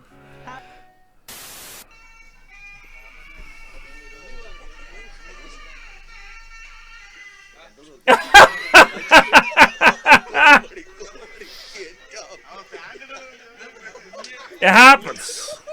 Sarong wearers everywhere, we know. It happens.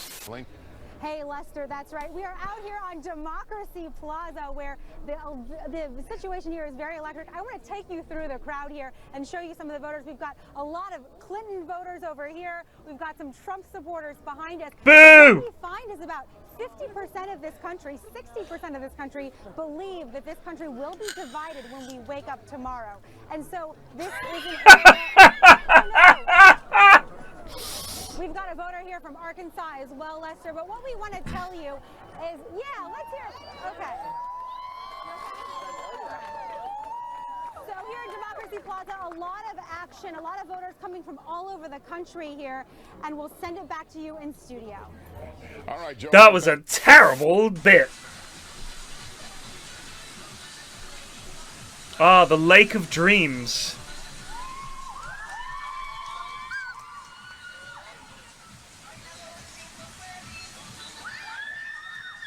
She's like, no.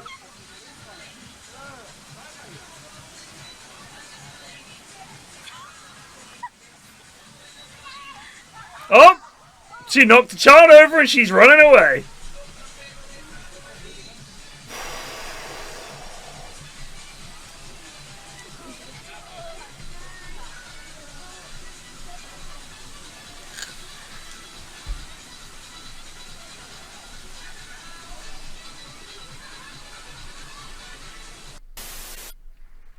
Up next, turn your attention directly to the head table. It is time for the best man to give his remarks. Everybody, welcome.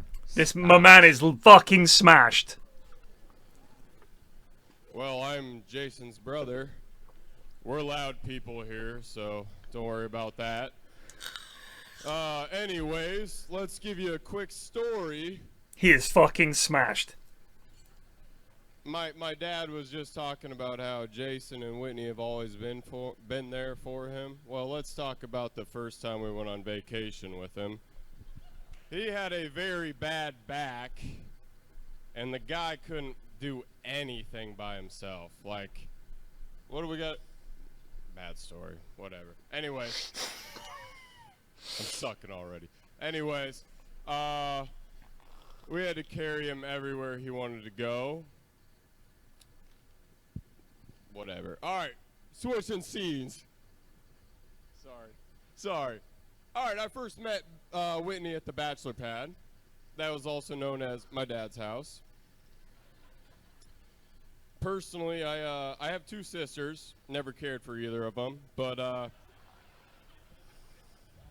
Whitney, I thought might be the one. And, we had some good times, and then I found out she went to bed at about 7 o'clock, and that ruined that relationship too. So anyways, my brother's a douche. What do you want to know? Winging it. Pull it in. Sorry. No, seriously though, Jason's always been a really good guy. We always haven't been the best of friends, but anytime I've ever needed Jason, he's always been there for me.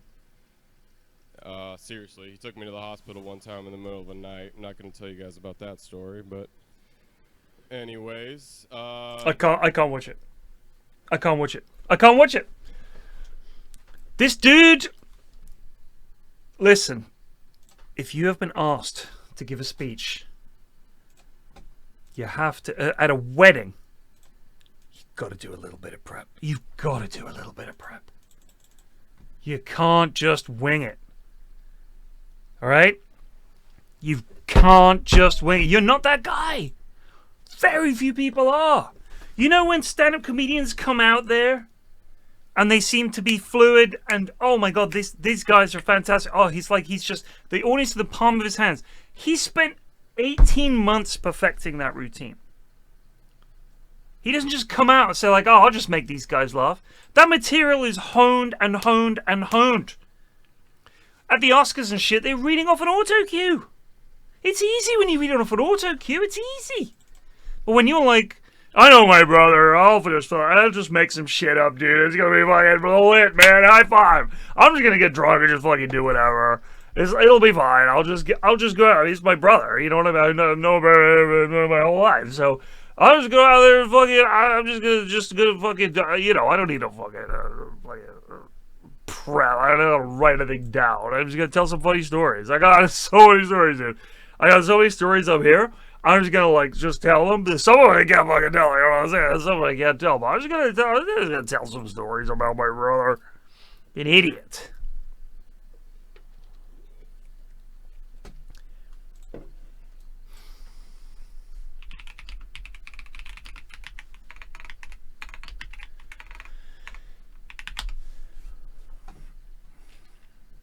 This is more like it.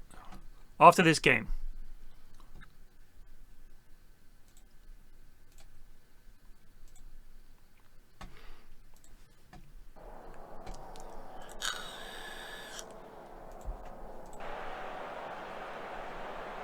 Stuff Doncaster. Come on. Fucking put him in the bin. They're bottom.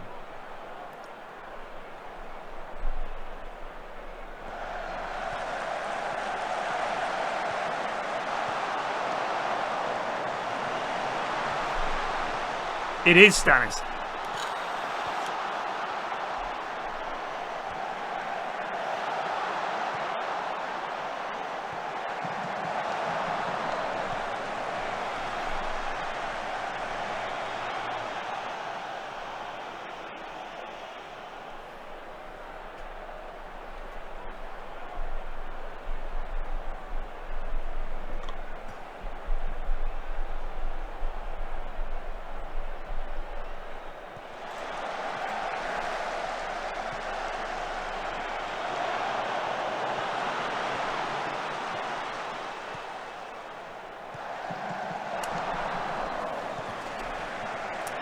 It's only a couple of games played.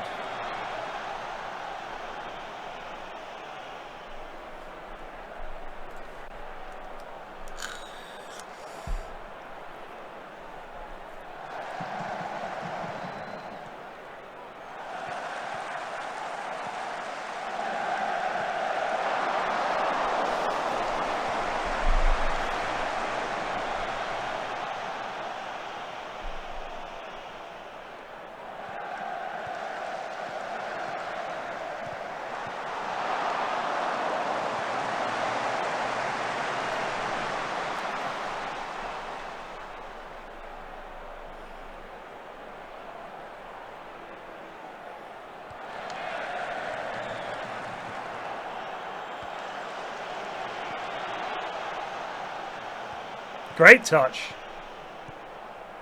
Go on, Messi.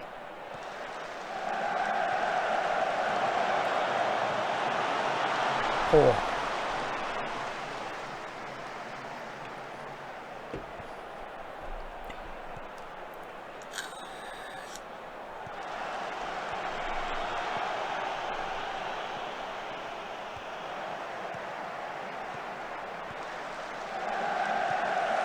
Oh.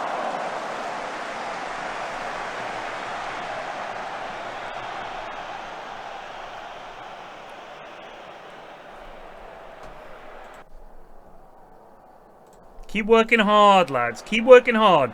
We're getting the hang of it in the second half there. More of that. Take a chance. Take these chances. We're creating chances. You've got to take them. That's not good enough. That's not good enough.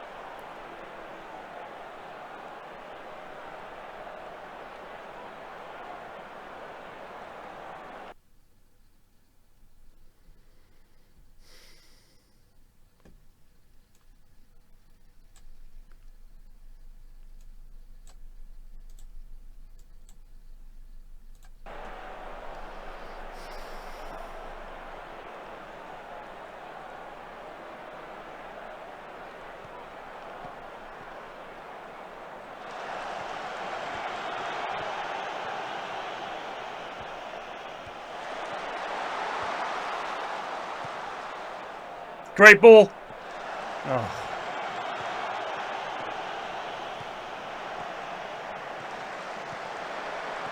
Well then.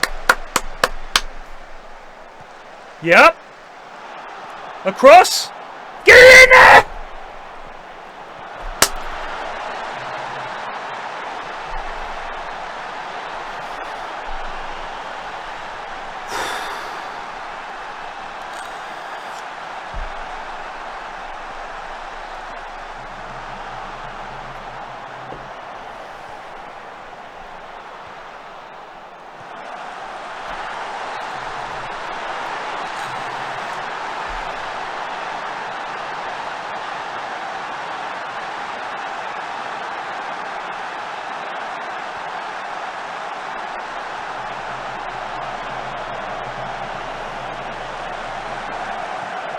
Whoa!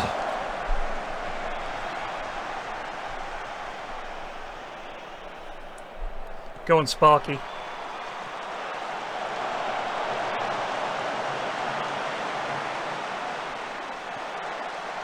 Jato!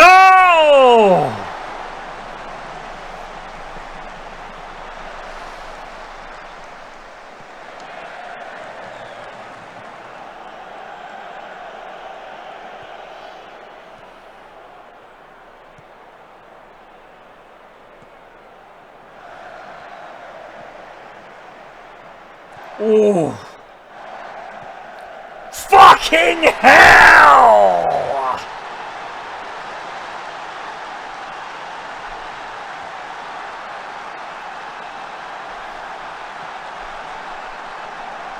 What a wallop! Great from Brindley, gets there, gives it Jata, turn, blam! No chance for Lotutala.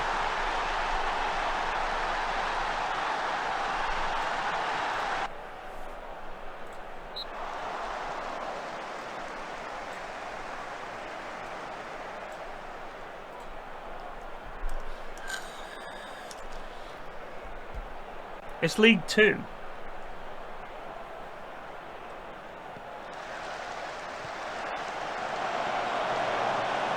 Like, genuinely, in League 2, quite a few of the players are pretty fucking rudimentary. Oh! Oh, he's off.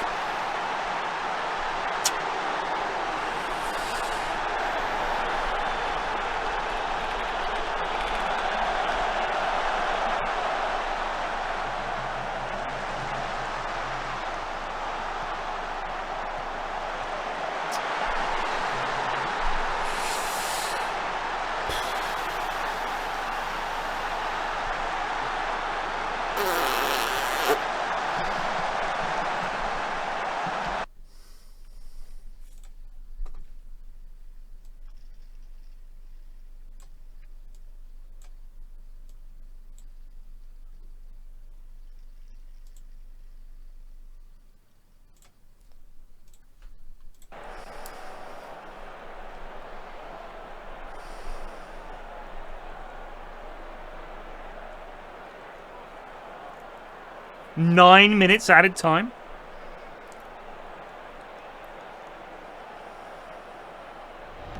Excuse me, sir, but it's time to goose. Thank you. Monop87 just resolved for 5 months. Goose them up the wing, Ted. Will do. Tough game, tough game. I mean, you know, Doncaster, bottom of the league, no points. Everybody's saying, oh, it should be an easy game. But there's no easy games at this level. You know, this is league football.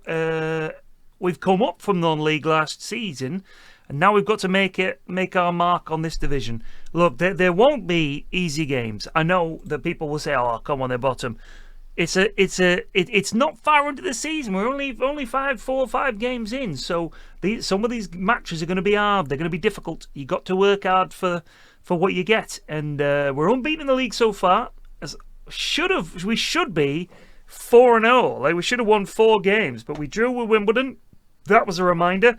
This was a bit of a bum squeaker. So we go to Crawley next week. And we need a good result there. I want to keep this going. I want to get the players in the right mindset with victory is the only outcome they can live with. And if I lose half these lads jumping off a bridge, so be it. So be it. That's the price I demand. The iron price, the blood price. Because this is League 2. This is Notts County in League 2. This is life and death. You know, bit much, I think, from the manager there.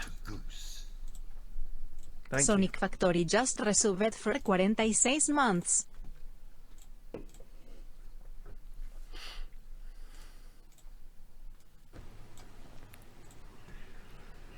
Not so pale. You're on it. Today's snow is crippling much of the Washington lowland.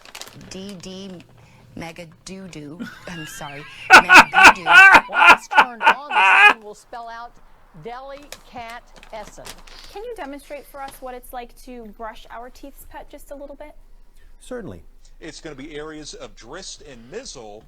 Drist and, what am I saying here? Mist and drizzle. I literally combined both. Good to be joined by a beautiful lady. It's a man, actually, Derek. Just kept hearing it. I'm ducking and everything. Died in the house. I got scared. I dropped my hot pocket. Let's get excited about that 69. I mean, that's pretty good this time of year, isn't it?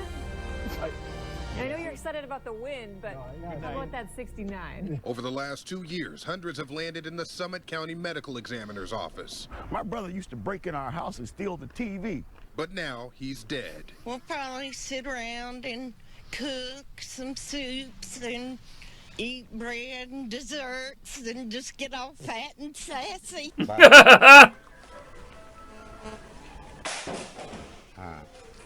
You like the, A slight chance of some participation?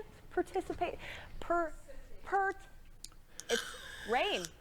It's going to bring a possibility of some rain that will be moving into our area. Did you grab anything when you walked out the door? Grab nothing but 2 Tortino's pizza out of the refrigerator and my doggy, and we left. That's it. I tried to grab some other things, but they wasn't even worth it.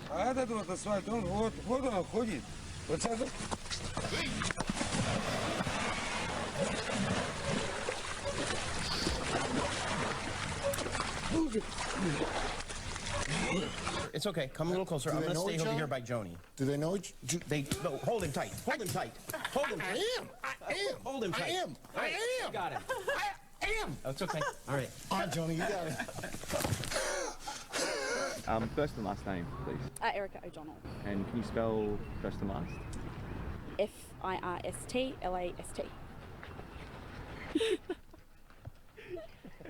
I meant your first and last name. Well, the sign says that it's 4 quarters for an hour, but a quarter only gets you 15 minutes. Yeah. So if my math is correct, that's not an hour. That's not an hour.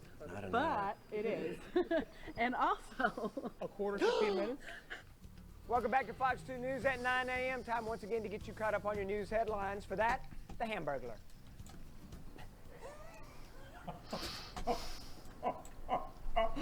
It's your birthday. I'll let it pass.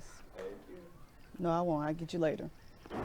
And England skipper Andrew Strauss arrived in London, proudly showing off the little urn. They'll spend 4 days at home before flying out for the World Cup. And Belinda, I just can't understand how something so small can be so impressive. Well, Mark, you would know about that. Thank you very much. I'm Scott Mattis, live in Hernando, Mississippi, where there's been spottings of a cougar, and that's not it. That looks like a house cat.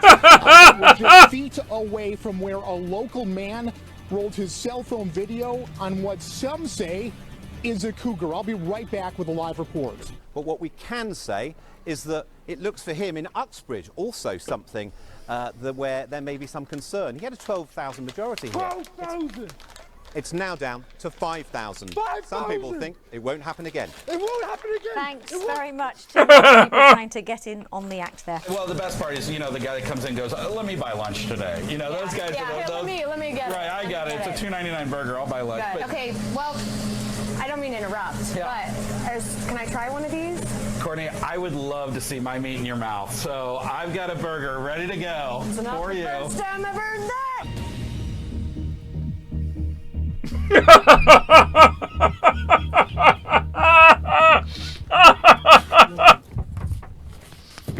Yeah. I need to talk to you. Okay.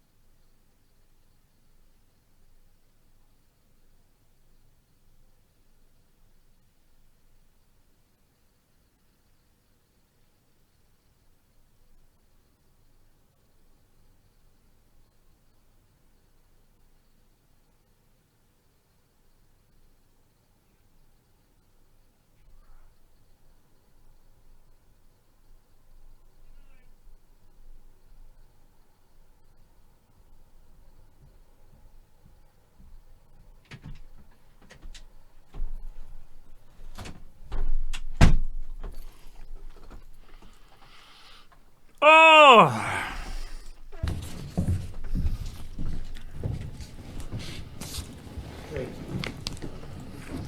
Hello and welcome. Also on, Chef, was Constance Landry. She says she's lived here her entire life, almost 80 years, been through just about everything. 80 years old? Well, just about. I'm sorry, Miss Constance. 76 to be exact. No, 75. 75. Are you coming back to New Orleans and New Orleans East? Is the elephant heavy? I'm coming back, baby. The roads in Susquehanna County have people fed up. Sorry, PennDOT held a forum for residents to explain what's next. Fox 56's Victoria Halicard joins us live in Montrose to explain how much longer drivers have to wait. Victoria. Check your panties. About 175,000 rice. I think that was supposed to be pantries. I couldn't warn you before I saw it, and I couldn't warn you, Eric. I'm so sorry. About 175,000 rice and slow cookers are being recalled due to fire and electric shock hazards. Police was trying to do a stop point. The man said, no, not today. And they began to race behind each other like cats and dogs. And the police car just twisted around like a tornado, girl. And the Lord just shook it up and the man just got injured. His head went to one side and his body went to the other side. And girl, he hit the pole. I was actually going to buy me a piece of burger from Burger King. And I just stopped right in the middle because my hunger just went away. As the adage says, you give a poor man a fish and you feed him for a day. You teach him to fish. You give him and no.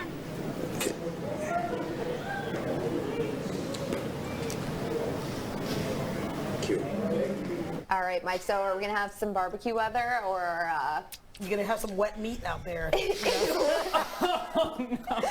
actually disgusting. You know what? Just Okay. the beach just wet. Oh, that's gross. Please put that thing that says hyperlocal forecast now. Perfect. So non-wet meat weekend. No wet meat on Dry Friday. meat. Woo, I love those days. Love some dry meat. Love dry meat. It's time now for a full look at your forecast with Astrid. Maybe we can canoodle before you get into it about, We're not going to be canoodling. What? Oh, I thought canoodle meant chat.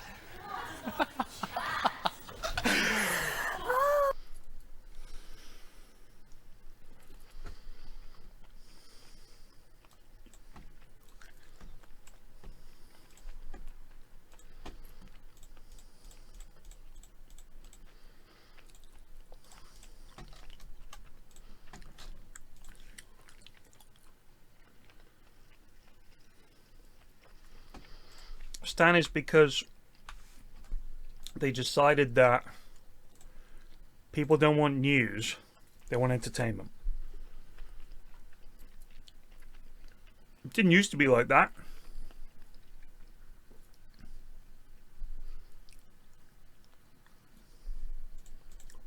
Used to be guy behind a desk telling it like it is. In weather today, you know, and labor problems continue in the Middle East, that kind of stuff. Now it's like, Gretchen, oh my God. It's like that. I don't know why. But that is now the news. It should be boring and informative. It shouldn't be. The news is scary, entertainment is fun. I don't know if you've noticed, but a lot of news is based around scaring the shit out of people. Astrid, you're lucky there's a producer in my ear. I would have carried that on. And This guy's an adult who thought that canoodle meant chat, and he has a job, and he's on camera, and he has a suit and a haircut, and he's a living man. He's like a child. no. You know what? You just made the blooper reel. Good job, Andrew.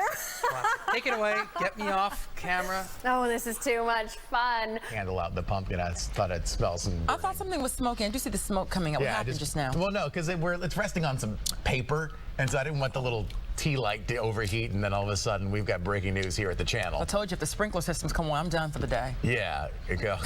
That is not Sitting up here that looking is like a not- mop. Yeah, you don't want sprinkler system and a beautiful weave because they do not go together. Wow, you're beautiful. You said it was a weave, right? It's not. Oh, wait.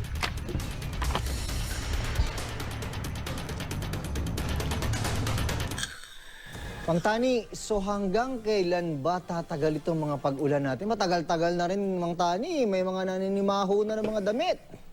Yes, Josie. Ah, Josie tuloy. Yes, June. Okay.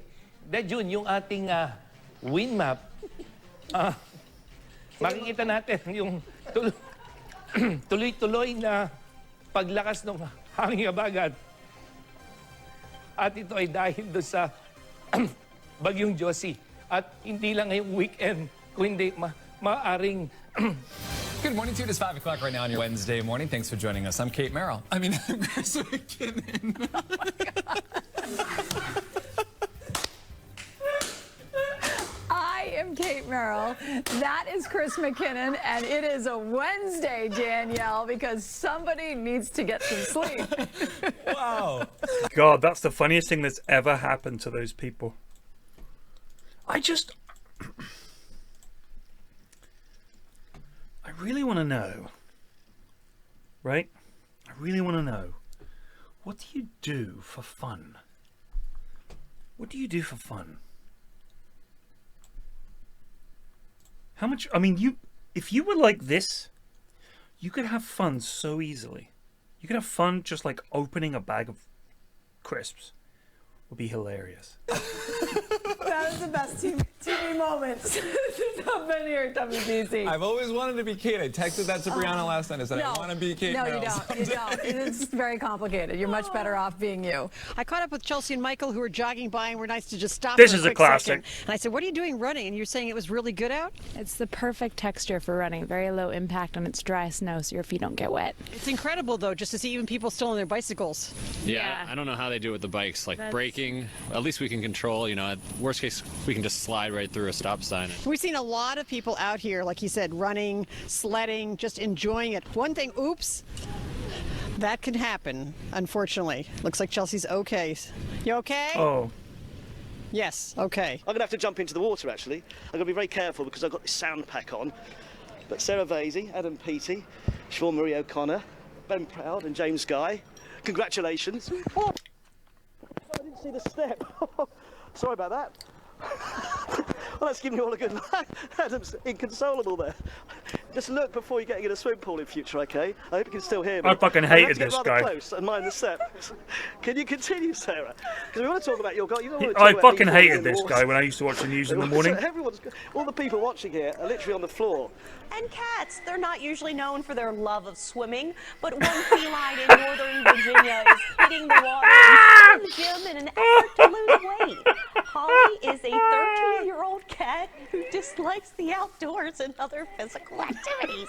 But with encouragement from her owner, weekly visits to the old Pet Resort. Holly has managed to lose 1 pound in 6 weeks. Stay with us, everybody. We've got a lot more to go. 5, 4, 3, 2, 1.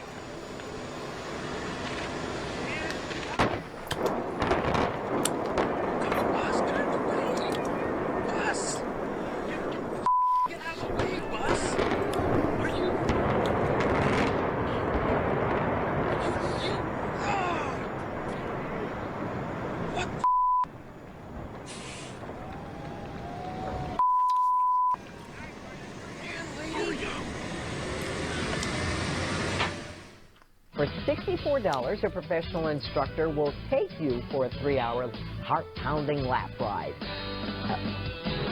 $190.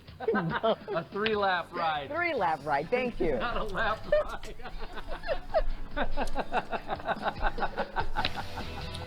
$490.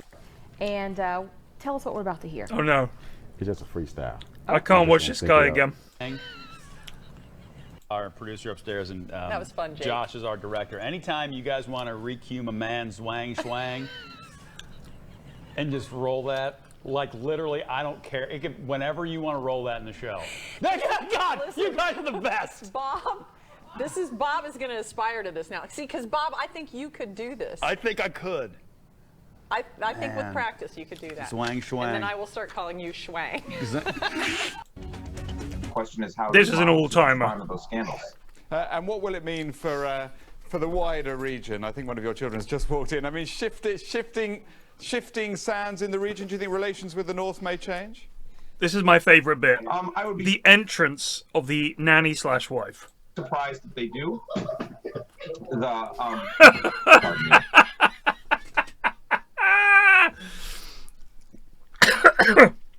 This is honestly one of my all-time favorite things.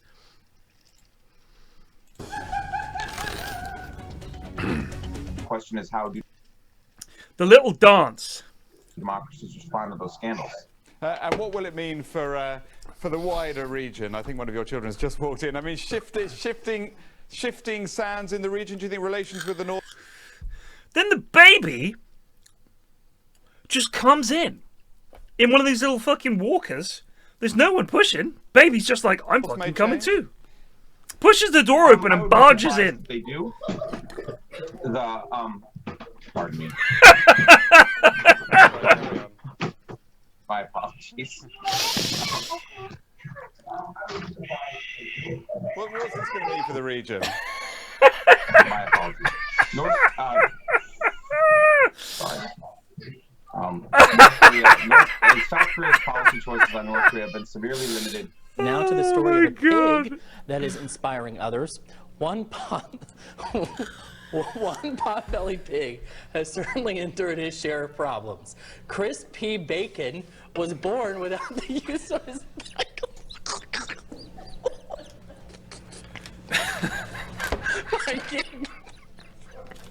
Yeah, you have to read this story.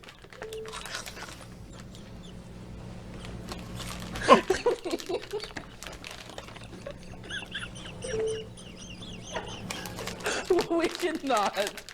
Oh my God. Echt erbij.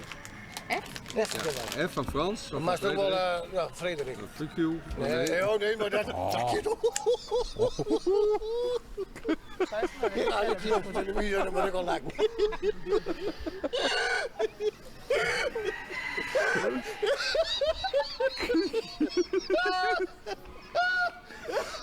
Hij klinkt wel als een eend, joh. Ik ken die gaan zo wel lekker. Ik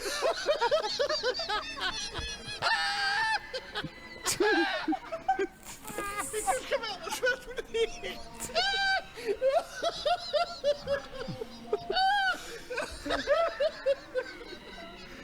First, let's send it over to Mike Rizzo, who has a look. Ooh, look at Lady Liberty. Liberty. Sorry. Deanna and I clearly just had a moment. How's the weather? Hilarious. See the sound? It's like chunky moisture. Oh. it's the two words. Yeah. Corn? How'd that get on my bag? Okay, too far. Oh my gosh. Here's the deal. Just wait. This is just it. We're on TV. There are people watching. We're not in a private area. Just FYI. Oh my gosh. Functions in the news this morning. The next time you pass gas, make sure no police are around. A man in West Virginia faces assault charges after police say he passed gas and handed the officer. Wayne, don't laugh. After the man was already arrested for DUI. According to police report of St. Cruz, I can't even get through this.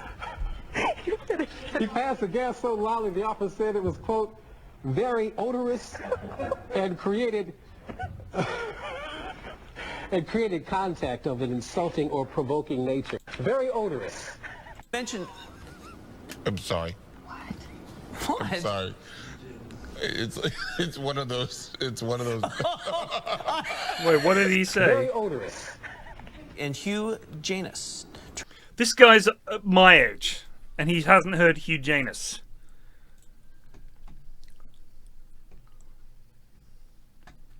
How is that possible? How are you an adult and you haven't heard Hugh Janus?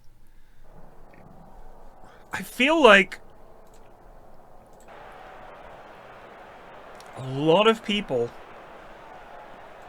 in America live in some kind of strange bubble.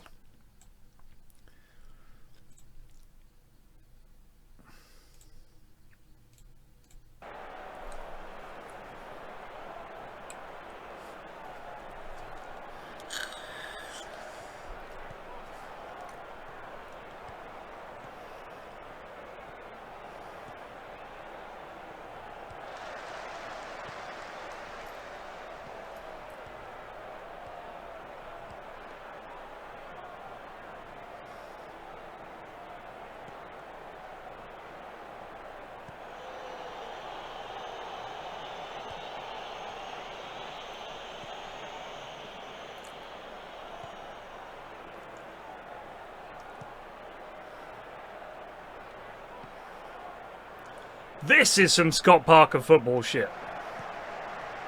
Apart from there's been a ball forward. And a goal.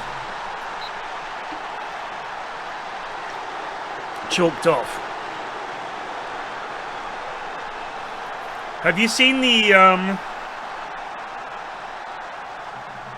what is it called? What is the cycling thing called? You're on a bicycle, you have to pay money to be on a bicycle.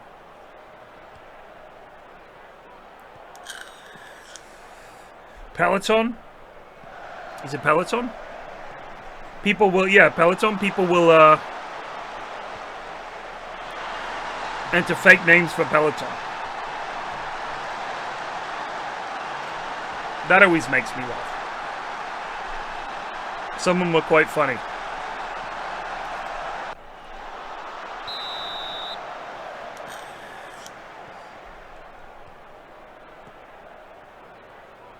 That's a ball.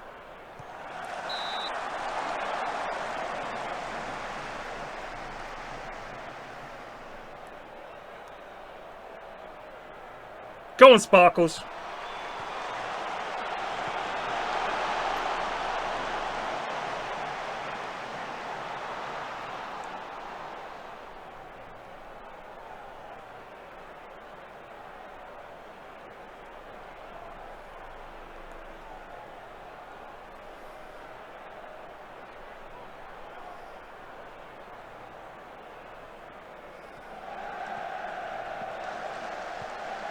Yes! Langstaff!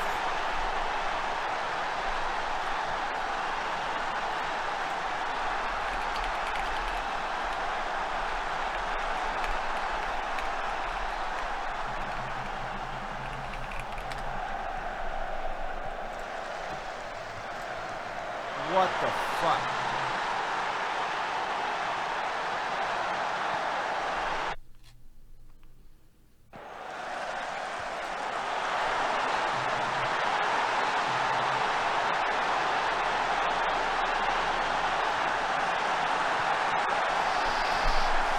Yes, lads. This is my favourite Sips moment of all time. Taking everything that we've done on the Triforce, taking our friendship of 10 years, this is the funniest, this is the most I've ever laughed at any moment.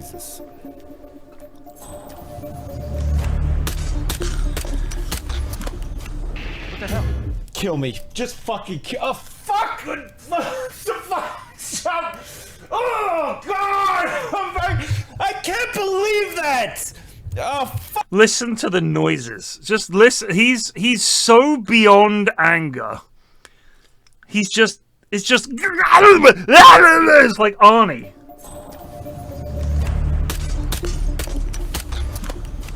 What the hell? Kill me. Kill me. That's so funny. Just fucking kill. Oh, fuck! Oh, God! Oh, fuck! Oh, God! It made me laugh every time. Oh, it's so good. Oh.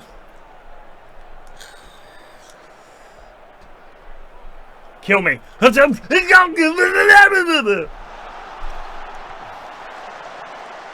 Wee Man pops up with another head of this lad. He's got guts.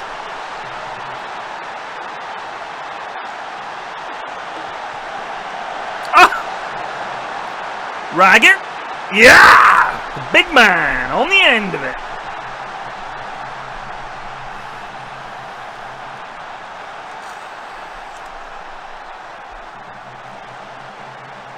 Bosh. Off the inside of the post. Thanks for the sub. Peras Master just received for 39 months.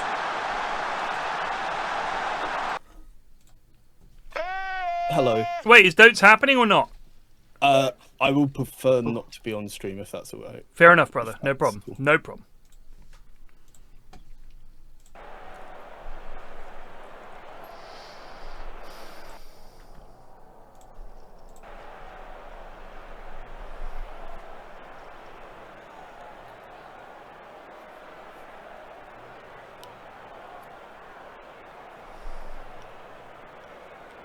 The Bally's alright.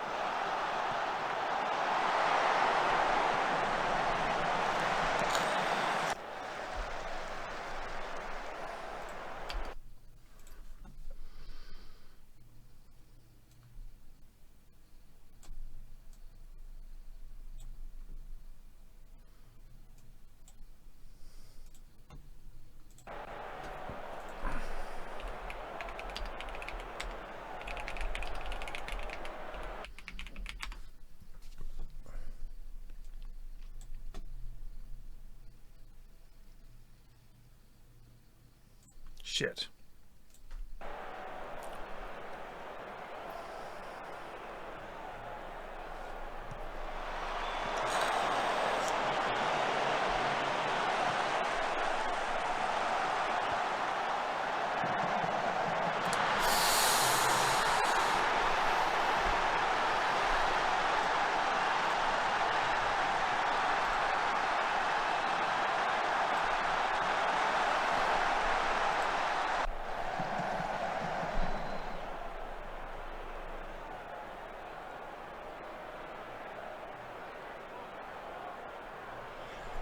Whew.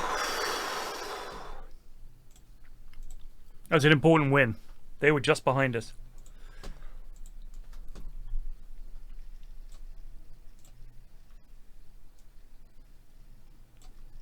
Sometimes it may be good, sometimes it may be shit. Exactly. What happened in my video?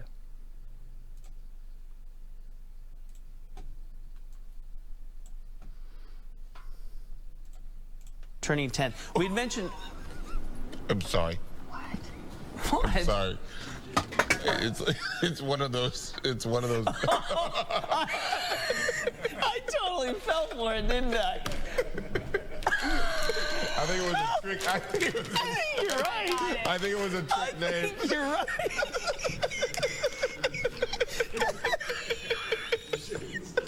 I think you're right. I think it's one of those. Who asked for that shout out? Who asked for it? I'm gonna go back and look. You? Who asked for it? I'll have to go back and look. Maybe it's legit and I have a sick mind, but that's the way it came across. Hopefully there's not a 10-year-old really with that name out there who, wow. Apparently they're the most popular creatures right now this time of year. Beaver breeding. Those little guys are cute and cuddly looking. The beavers I've seen are bigger. Yeah, and they don't look as friendly. So I don't know. Maybe I've seen my beavers in the wrong place. Moving on. Yes, weather time. Let's yeah, this afternoon, not too bad. Temperatures in the 50s and 60s. Let's go to the maps. There we go. 56 this afternoon in Tulsa, 62. Do you know what? Thank God Fahrenheit goes from 57 to 61, because I bet you can really feel the difference between 57, 58, 56, 59. Oh my God. There's lucky devils in Tahlequah. 59 degrees. Here we are in Ponca City with 57. Like idiots. Oh. It's 64 in Pateau. That's 7 degrees Fahrenheit warmer. That's like a fucking 1 centigrade difference or some shit. You dumb idiots. Down toward McAllister, The next 7 days looks pretty rainy for Saturday. Another good chance of rain on Monday. Cold 48, 56, 50. for Saturday. Look at these wild ranges. I can't see him. Anyway, well, today therapy dogs will be sworn in at the Rogers County Courthouse. They will. We will let you know how they will work to help crime victims. Accommodates popular diets. There's a keto bowl, paleo bowl, Whole30 diet bowls. They all have big rules about what you can eat. Oh, you mean those like the tortillas that they make when you order a bowl in our burrito? Is that what you're talking about? No, you can get a bowl at Chipotle, just in a little bowl. And the certain ingredients go to a certain diet. How do you not know this? I mean, I do, but I'm so confused about what you're talking about right now. They're offering paleo diet-friendly bowls. That has nothing to do with burritos. Just the stuff that's inside there. But why would you eat the bowl? You don't eat the... when you have cereal, do you eat the bowl as well? So what does it matter if it's paleo or not? It's what's in the... It's the ingredients. Oh my gosh. It's the chicken, the lettuce, those things. What's our weather? Did these people graduate from school? Did they? Okay. For his efforts. Because we're all completely trapped inside our own brain and our own perception of the world. Well, I can't make this stuff up. Thomas Thwaites had a set of prosthetic legs built and spent 3 days living among goats in the Alps. He did it because he wanted a simpler life. And he says it was fascinating, a little bizarre though. Thwaites co-won an IG Nobel Prize for Biology with Ig another Nobel, man. you Tried living in fucking several idiot. different animals. Triplets and 4 sets of quadruplets. Hey, my How is that even possible? It's crazy. Well, we've already explained the cow chip to you this morning, so I don't want to have to explain anything That's more. true. We'll That's just true. leave it at that. She's got quite the uterus. I'll just say that much. Sound like radar shot this morning.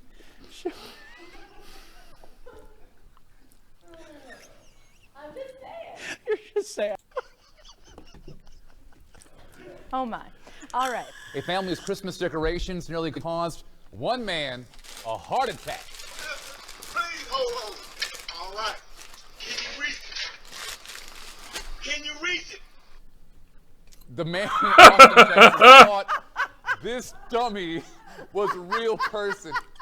Nest cam video shows the man rush over, grab a ladder, and call for help. He even called 911. The family put up the dummy to pay homage to a Christmas scene from a movie right there. The Griswolds, You know, Christmas Vacation. And they are trying to find the man to give him a gift because they say his heart was in the right place. Now, he Bless felt- that lad. He said, can you reach it? Can you reach it? It's trying to be a good Samaritan there. It's making me cry, my goodness. They're so phony. Severe Weather Center, too. They're so phony. Story is really hilarious, Jess. Oh, we need more of that laughter. That's great. That guy was wonderful. Story is really hilarious, Jessica. I'm sorry, we were watching our friend Ellen DeGeneres. Our good friend. Our good Shout friend her all the Ellen, time. in the commercial break. She was talking about aspirin, and it's hilarious. Valentine's Day is just over a month away. And if you're looking for a getaway, you do have to go far. You don't have to go far for this. Datingadvice.com released their list of the Describe what milk because Leave the restroom because he was, quote, fixing to blow it up, but had no intention of causing a panic. Man also told police others in the room laughed, understanding his joke, which I'm just now getting. Home Depot says they will not be pressing charges. But I can tell you right now, you asked the producer for me to read that, didn't you? To Ethan now, please. No. They all seem so fucking weird. Do you know what I'm saying? Like, I get very strong I get very strong Trump voter vibes. These people, I just want to know, because they laugh at stuff, and it's like, you don't laugh often, do you? Like, every little thing that's even vaguely humorous, they're like, are you guys good? You okay?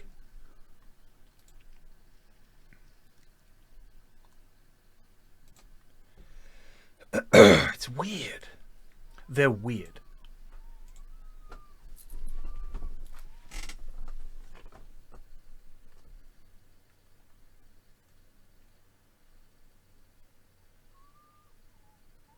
Uh-oh. Fox season is upon us.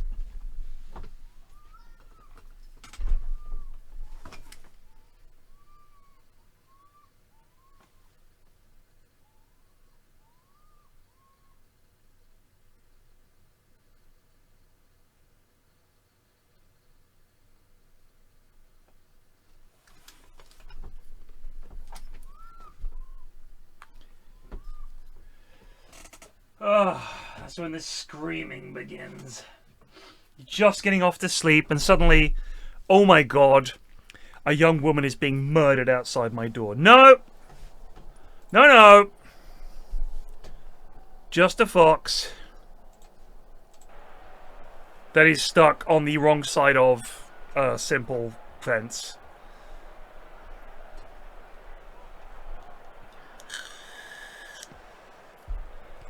I just feel like a lot of these people, I just wonder what their social life is like. I assume it's all so sterile and safe, and nobody that they know ever says anything funny. They watch the most basic bitch TV shows, and that's their idea of humor.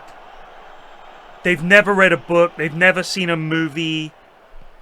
They're just dullards. They're just dullards. There's nothing going on in their brain that is worth paying attention to. And then it's like something vaguely amusing happens, and they're like on the floor laughing because this is the funniest thing that's ever happened to them. Never had an interesting conversation. It's all just banal, banal, banal for their entire lives. There's never been anything other than boring, safe, very conservative dullards.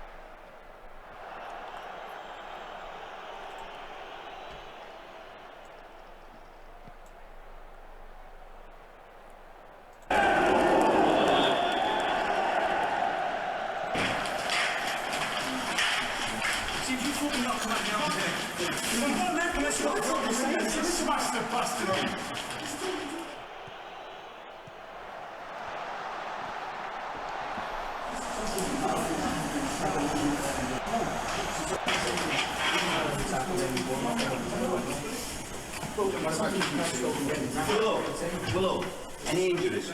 No. How can there be any fucking injuries? What a silly question, eh?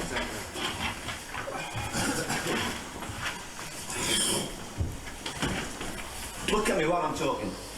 The second goal. The fucking first goal, Dad. You and Chris Billy, soft as shit. You're letting him fucking back into the whole fucking day, you? And no happening. You're in fucking Latvia. You and you come off. Go and get a bath. When we've gone out. You two come straight on. And you're not as bad as any. Don't fucking melt me like we've got no to lose now. No good having weights. We're not playing wide. It's a quagmire. I says to you, the ball's not going to run. The first kick out, you try bleeding, touching it, Jethro. Right, talk. I'm not going to talk if you do that. The 1-2, you and Chris, both of you, for the goal.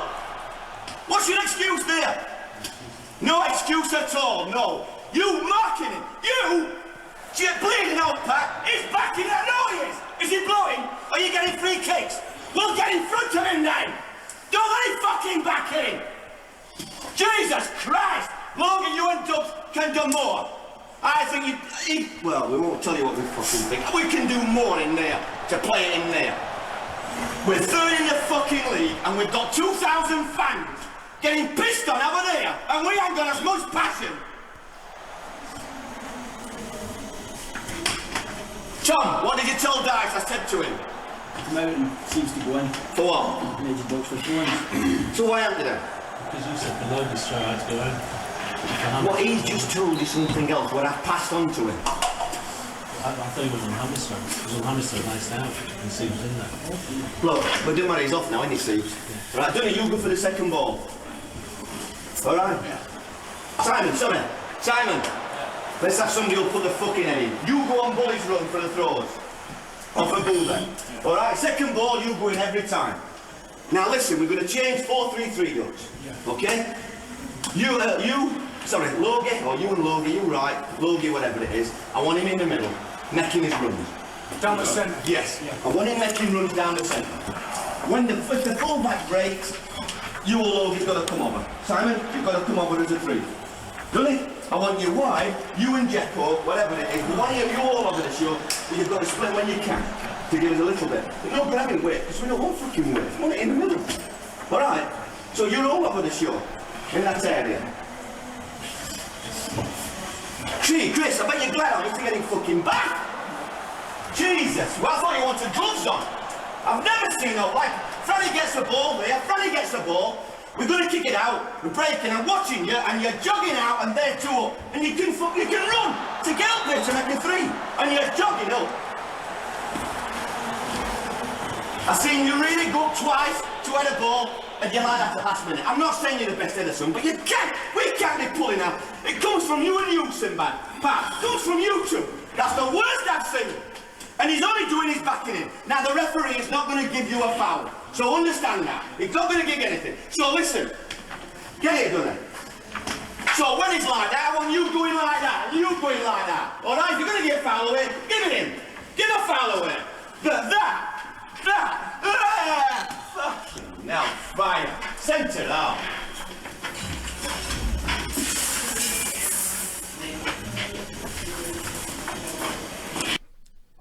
I love seeing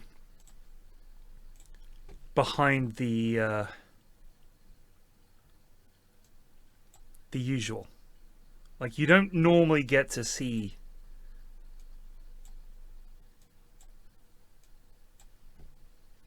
that level of losing his fucking hellfire. Right, penalty shootout against Accrington. Murray steps up, buries it. Vitek dilly-dally, didn't go the right way. Easy.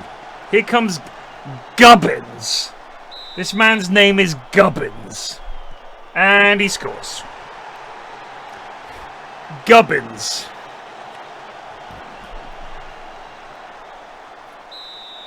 Robertson, left-footed, steps up, buries it.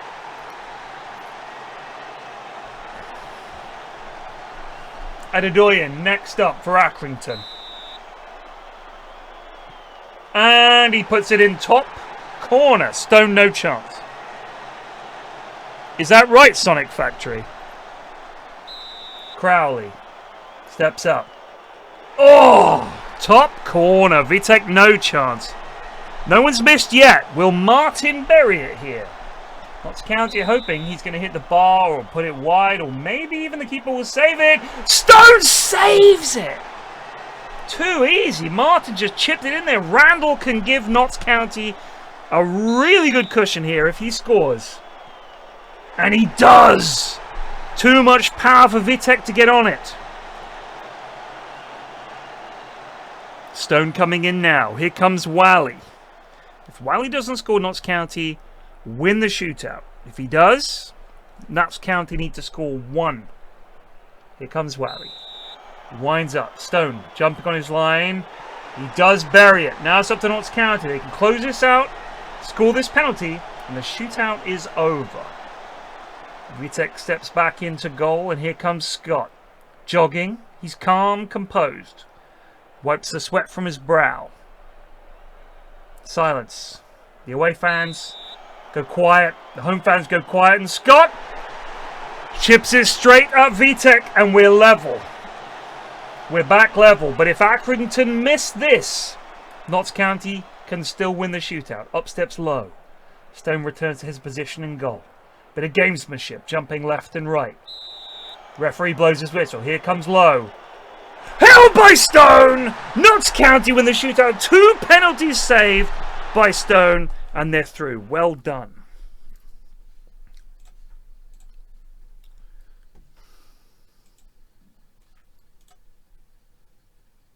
The Bristol Street Motors Trophy, that sees us into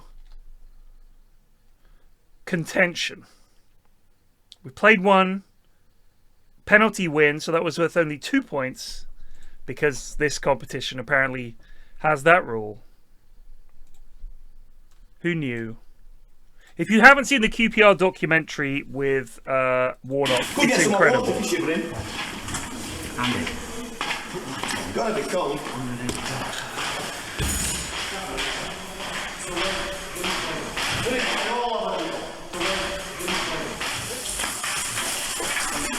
Come on, lads, hey, come on!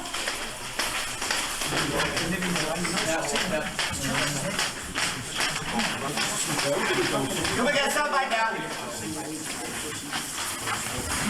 Here we go, boys. Right back in it. Come on, let's fucking roll her, mate. Come on.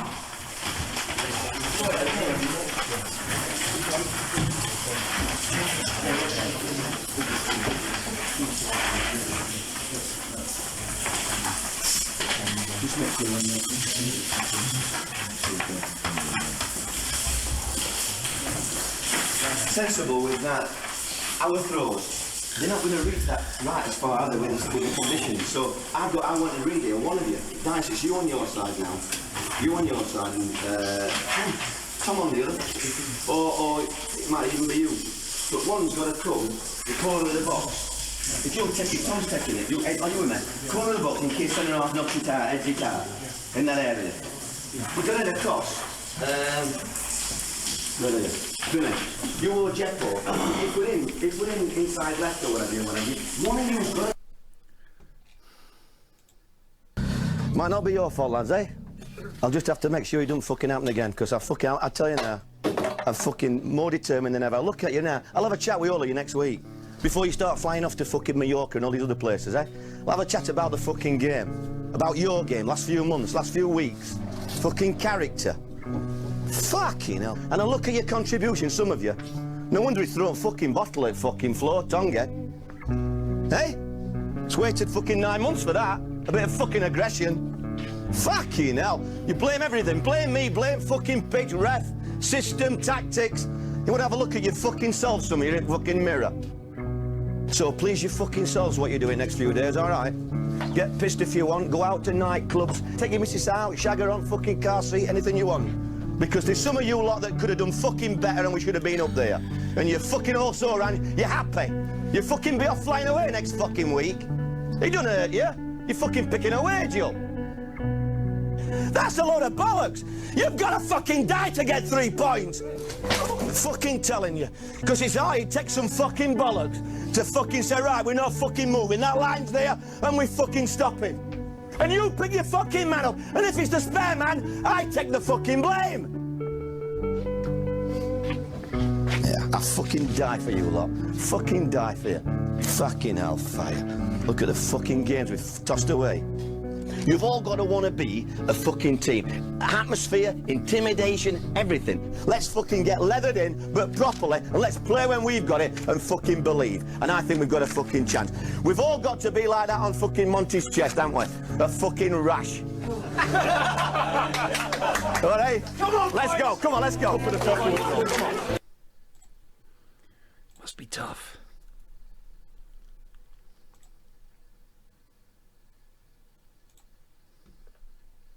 Be tough. Motivating those lads. Hard room to motivate, you know what I mean?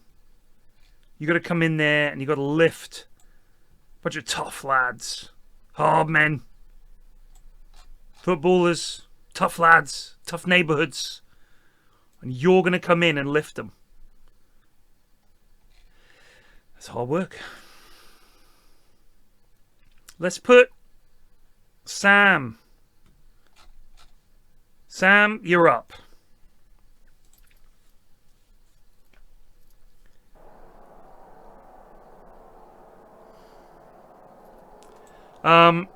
No, the QPR documentary is different. It's like the entire soundtrack is Tame Impala, and it's about, oh, they have like 4 managers before they settle on Warnock. The owners are these Italian lads, and they're bonkers. It's brilliant. It's such a fun documentary. Really sums up lower league football.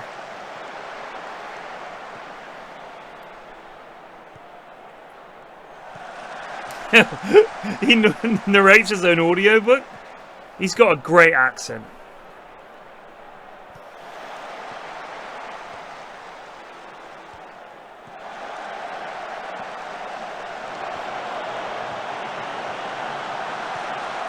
Huh!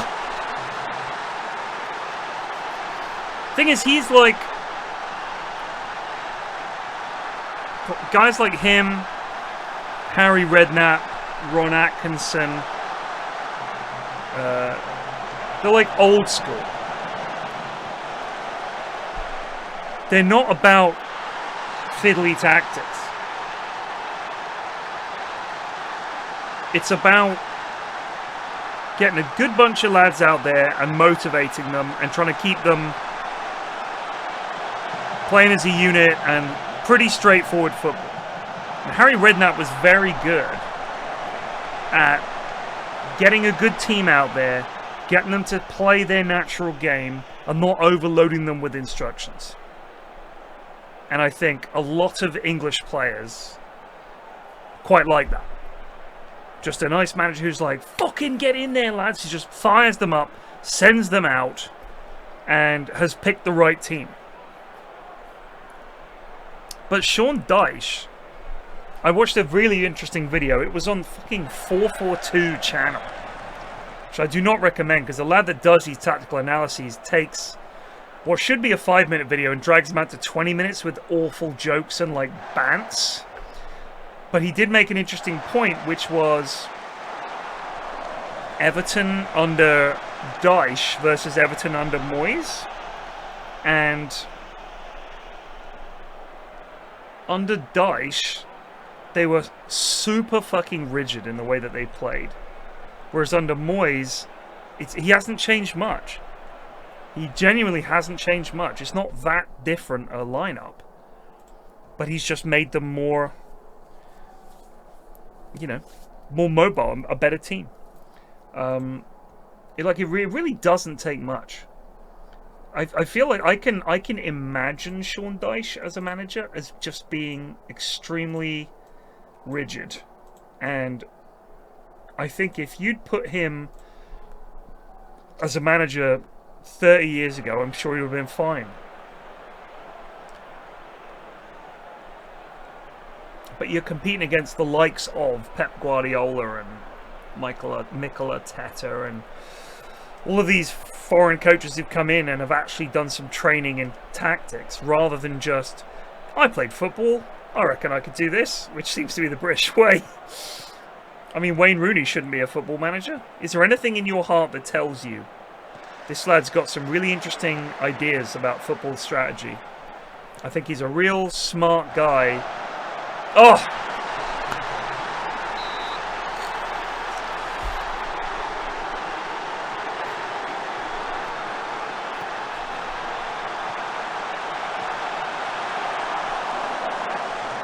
To me, there's nothing in any interview I've ever seen and anything I've ever seen with Wayne Rooney that makes me think, I want that guy in charge of my football club.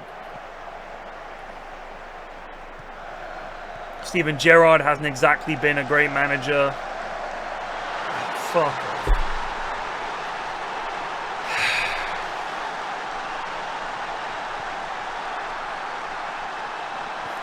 Yeah, Dr. Nick, I did see that. It was pretty funny.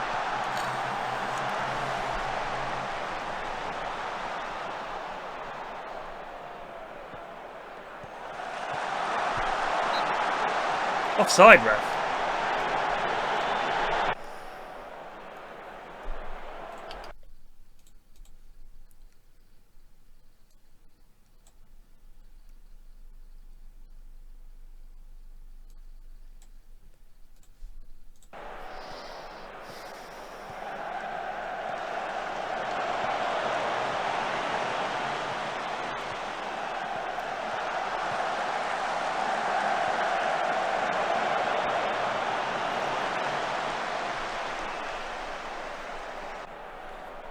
Doing well at Rangers? Congratulations. I mean, well done. Oh!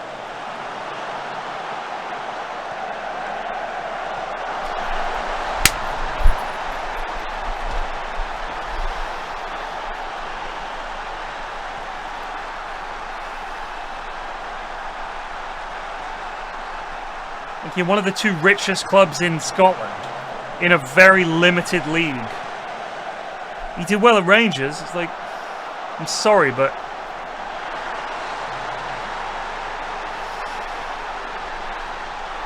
it's just not an especially challenging league.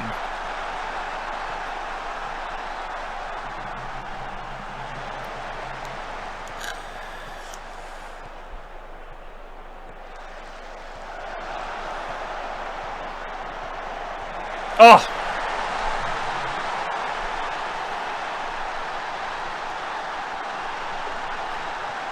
Yeah, you got to start somewhere, of course. Of course. I'm just the only question I've got to ask you is how many players that have gone on to be really good managers have looked pretty shit for the first like 5 to 8 years of their management career, and then suddenly they figure it out. It's the only thing I would ask you. How often are you like, you know who was shit? Pep Guardiola really struggled for 8 years as a manager, and then suddenly he figured it out. Jurgen Klopp, oh man, first 8 to 10 years of his career, it was terrible, and then suddenly he figured it out. Arsene Wenger, he was a dreadful manager. No one rated him. He was fired a bunch of times, and then you know what? Suddenly, he figured it out. No. No. I just don't think they're very good managers. Fergie, out of the gate, like at Aberdeen, he was manager at Aberdeen and fucking won a European trophy with Aberdeen.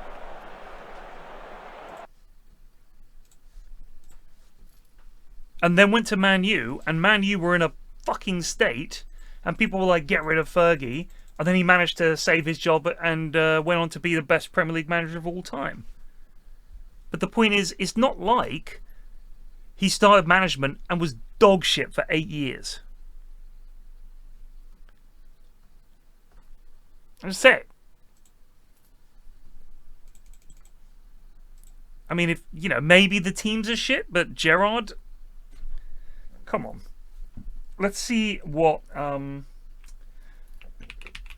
Arsene Wenger. Let's have a look. One of the best Premier League managers of all time. Managerial career.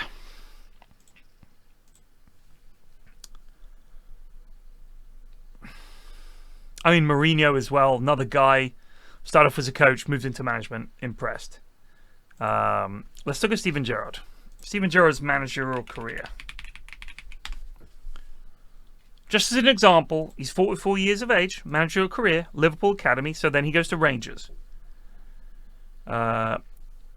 in April 2018.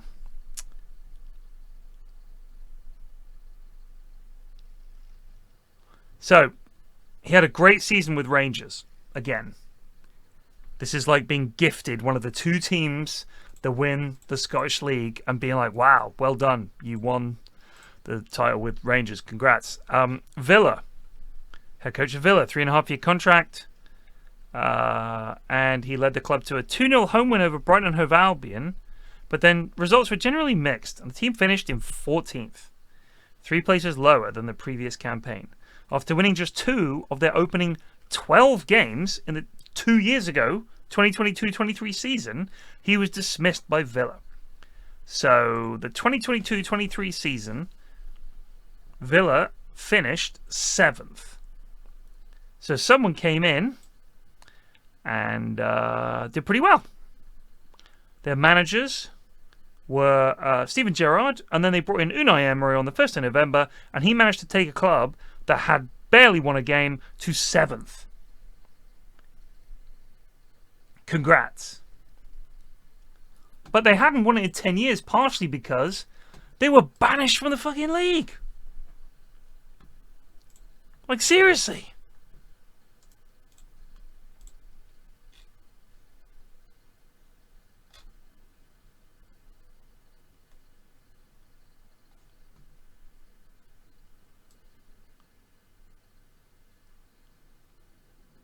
So, in the Scottish Premiership, they didn't lose a game.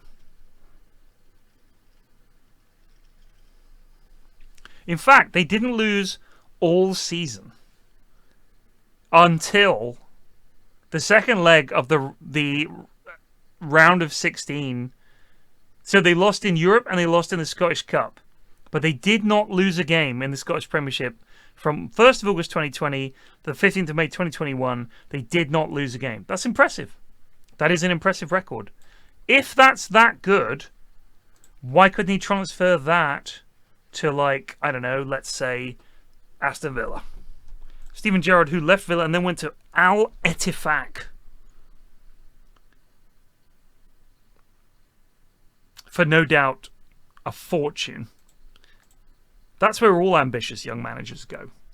Saudi Arabia. If I was an ambitious young manager who thought, I'd love to be an England manager, I want to manage a top Prem side, I'll go to Saudi Arabia for probably fucking 20 million a season or something. Because why wouldn't you? But you might want to win some shit. I mean, Pep Guardiola, right now, could leave Man City, go to Saudi Arabia or Qatar and earn more money than he ever would at Man City. He could do that. But I feel like, although I hate the guy, he has ambition. He wants to win shit. He wants to be a great manager. I'm just looking forward to someone like Michael Owen being a manager. Get Michael Owen in. The dullest man ever. Have you heard Michael Owen's best tweets? Best tweets. Here we go. Here we go. Christmas is underrated. Best day of the year by far. Hashtag family. These are all genuine. Watched my 8th ever film on the flight home. Must have been bored. Hashtag hate films. Films I've been forced to watch. Rocky, Heat, Ghost, Jurassic Park, Cool Runnings, Seabiscuit, Karate Kid, Forrest Gump. Someone called Jay Tizzle atted him. Do you play football? He said, not much nowadays, but I shook the world in my day. What have you done in your life? And Jay Tizzle says, in answer to what I've done, served and protected your country in the army for 6 years. When he posted an update on his Movember effort, topless. Hashtag Movember update. It's just him with a really terrible looking mustache and he's topless. Just looking at a few different styles of mustaches for Movember. Only a week away. Shall I go same again or change? And he's wearing like a weird cowboy mustache. I undertook a promotional day in my capacity as an ambassador for Shinpad Insurance, which was attended by numerous media reporters. That's a real tweet by Michael Owen. Just in an hour solid of listening to the Beatles on my way to training. Hashtag legends.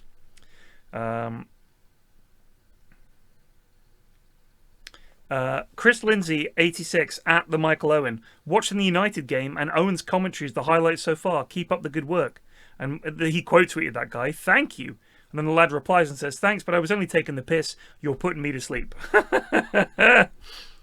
Buckled under pressure, being made to watch X Factor. Who wins? Question mark. How cute are our 2 new puppies? And he's tweeted a picture of 2 puppies.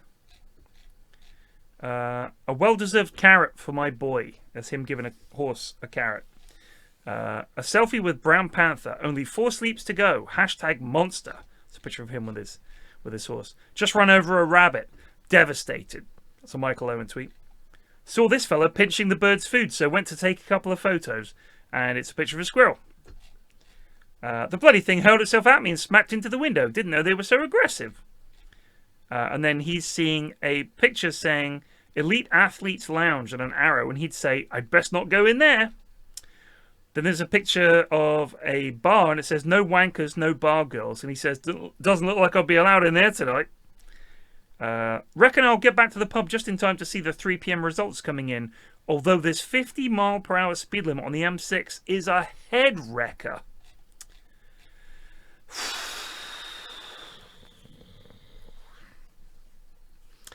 A real human man that lives on Earth with the rest of us. Pretty remarkable. He's a real human man.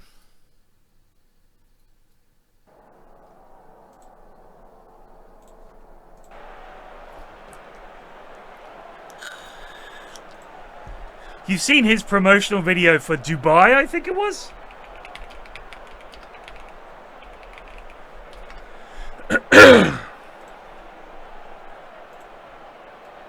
And this is no ordinary chopper. It's got special powers, and once we're airborne, you'll see just what I mean. Are you buckled up and ready? Great. Let's go and see Dubai. It may look a bit small from up here, but it is quite large. Roger Federer and Andre Agassi actually played a game of tennis on it. And Tiger Woods stood on it and hit golf balls into the ocean. I'm glad they never asked me to play football on it. Now, let's go see where I own my apartments. My favourite place, Dubai Sports City. I'm throwing on the afterburners, so hold on.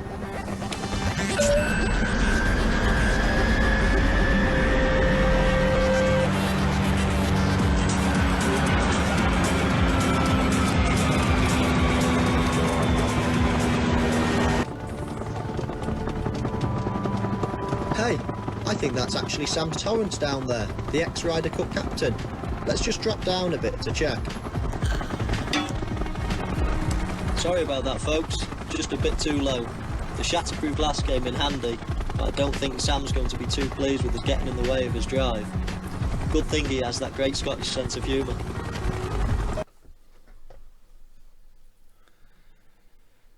Fucking hell. That's real life. This happened in real life. It wasn't some nightmare. It's a real thing. People filmed that, edited it. He read that. He did that thing. Michael, we're looking for someone to promote Dubai. You're a natural fit because we think you're a natural fit. So what we want is for you to read this dialogue. Have you ever read off auto cue or like cue cards before? No, but I'll give it a go. All right, Michael. Yeah, you just fucking have a go, mate. And basically just as natural as you can. Right, you are. Cameraman's there. Can you just like really lean in and stare at the camera, Michael? Yeah, I can do that. So at this point, the director's like, okay, so at this point, we're going to say he's going to turn on the afterburners. You're going to like, we're going to speed it up. So react to that. Okay, yeah, gotcha. I'm going to turn the afterburners now, so hold on. Afterburners engaged. Great, Michael, that's great. That's great. Keep it up. You're doing fantastic. What the fuck?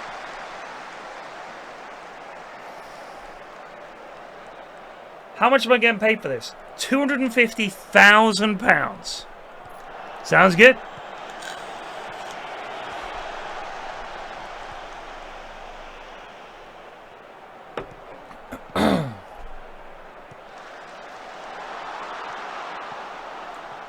I wish there was some lad out there from Qatar, billionaire, was like, I want PFlax to do a promo video for Qatar, and I'll pay him. I want it to be an ambassador. I'm going to pay him £10 million a year to be an ambassador for Qatar. I'll fucking do it. I can do it in a heartbeat. I mean, I've seen the best. Now I can have a go. You know what I mean? Hi. Welcome to Dubai. My name is PFlax. We're going to take a little ride through Dubai. It's going to be fantastic. Hold on. I'm going to turn on the afterburners. Whoa. Let's head to my favourite part. Titty City. I mean the sports centre. You can't get a fucking beer here to save your life, but it's alright. You get used to it.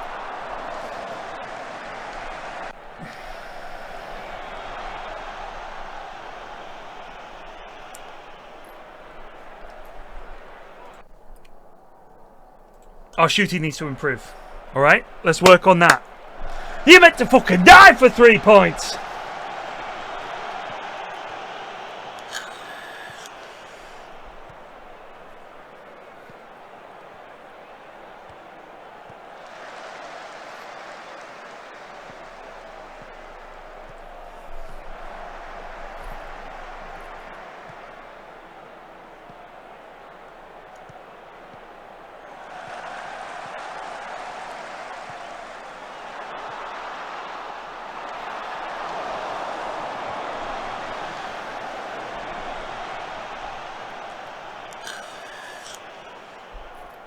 Oh, the cat stairway, he's like...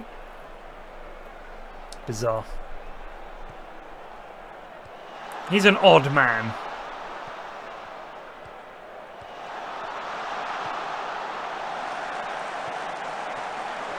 Oh!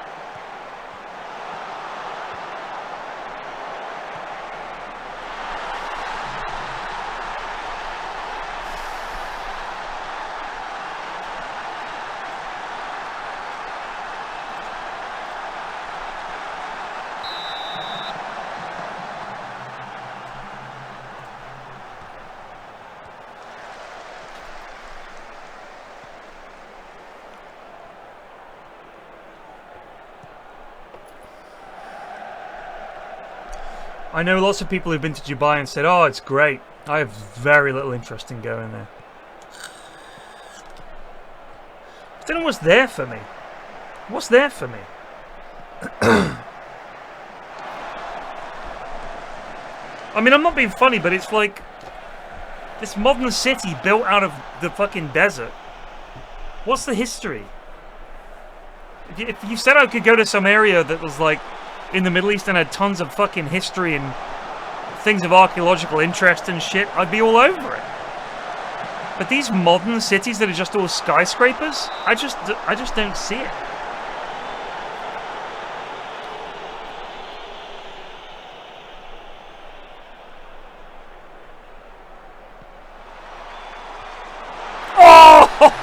Oh!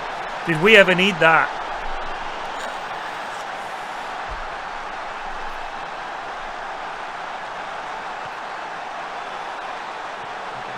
Bam!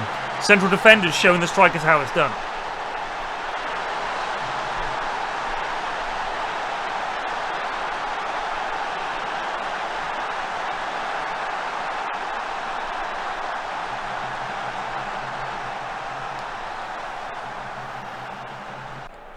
Alright. Look at this tiny man who's drawn with me. not especially happy with the result. Happy, obviously, not to drop points too much, but 2 points dropped at the end of the season could make a big difference. Obviously, we're unbeaten now in 7, and that's good. Happy about that, but I feel we should be beating these teams. And if we're serious about promotion, we can't give away goals like that. We need to take those chances a bit better, because we're getting the chances, we're just not taking them. So we need to step up the quality a little bit. The players know that, believe me.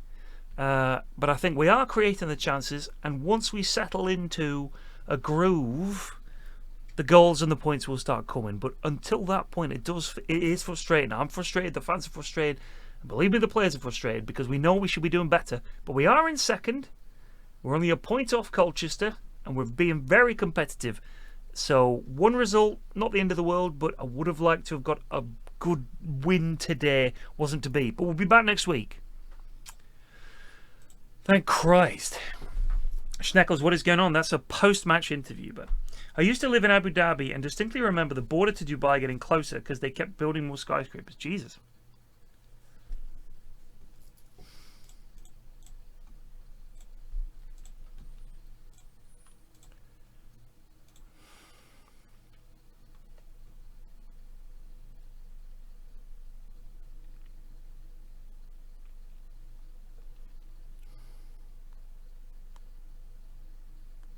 What is happening? Jesus Christ. Just looking at the rental. There's a subreddit called r/London. This cannot be real.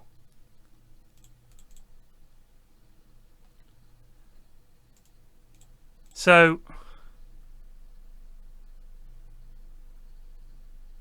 there are rooms, twin rooms or triple rooms. You can book for a week or multiple weeks. £355 a week for a bed, a bed in a shared room.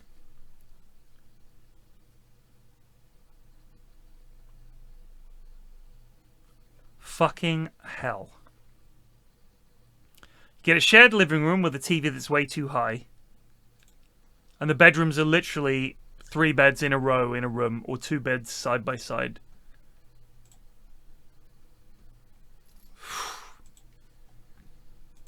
I mean, I know that one of the things that's happening with rental properties is people are listing them and then people are outbidding each other the way you do when you're trying to buy a house, but for rent. Fucking hell. That is disgraceful.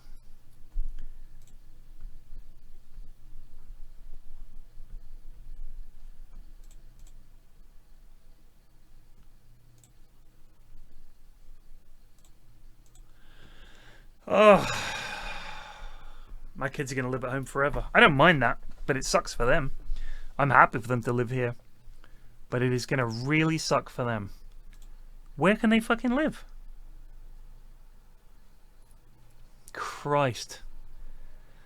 The only hope I've got, and I'm sure some economist will tell me I'm wrong, but when the boomers die, that is the biggest fucking generation. Surely, they're going to leave. It has to be the biggest transfer of wealth, generation to generation in history, when that generation dies off over the next 10, 15 years. Has to be. That's so depressing. I'm going to go to bed. I'll see you guys tomorrow.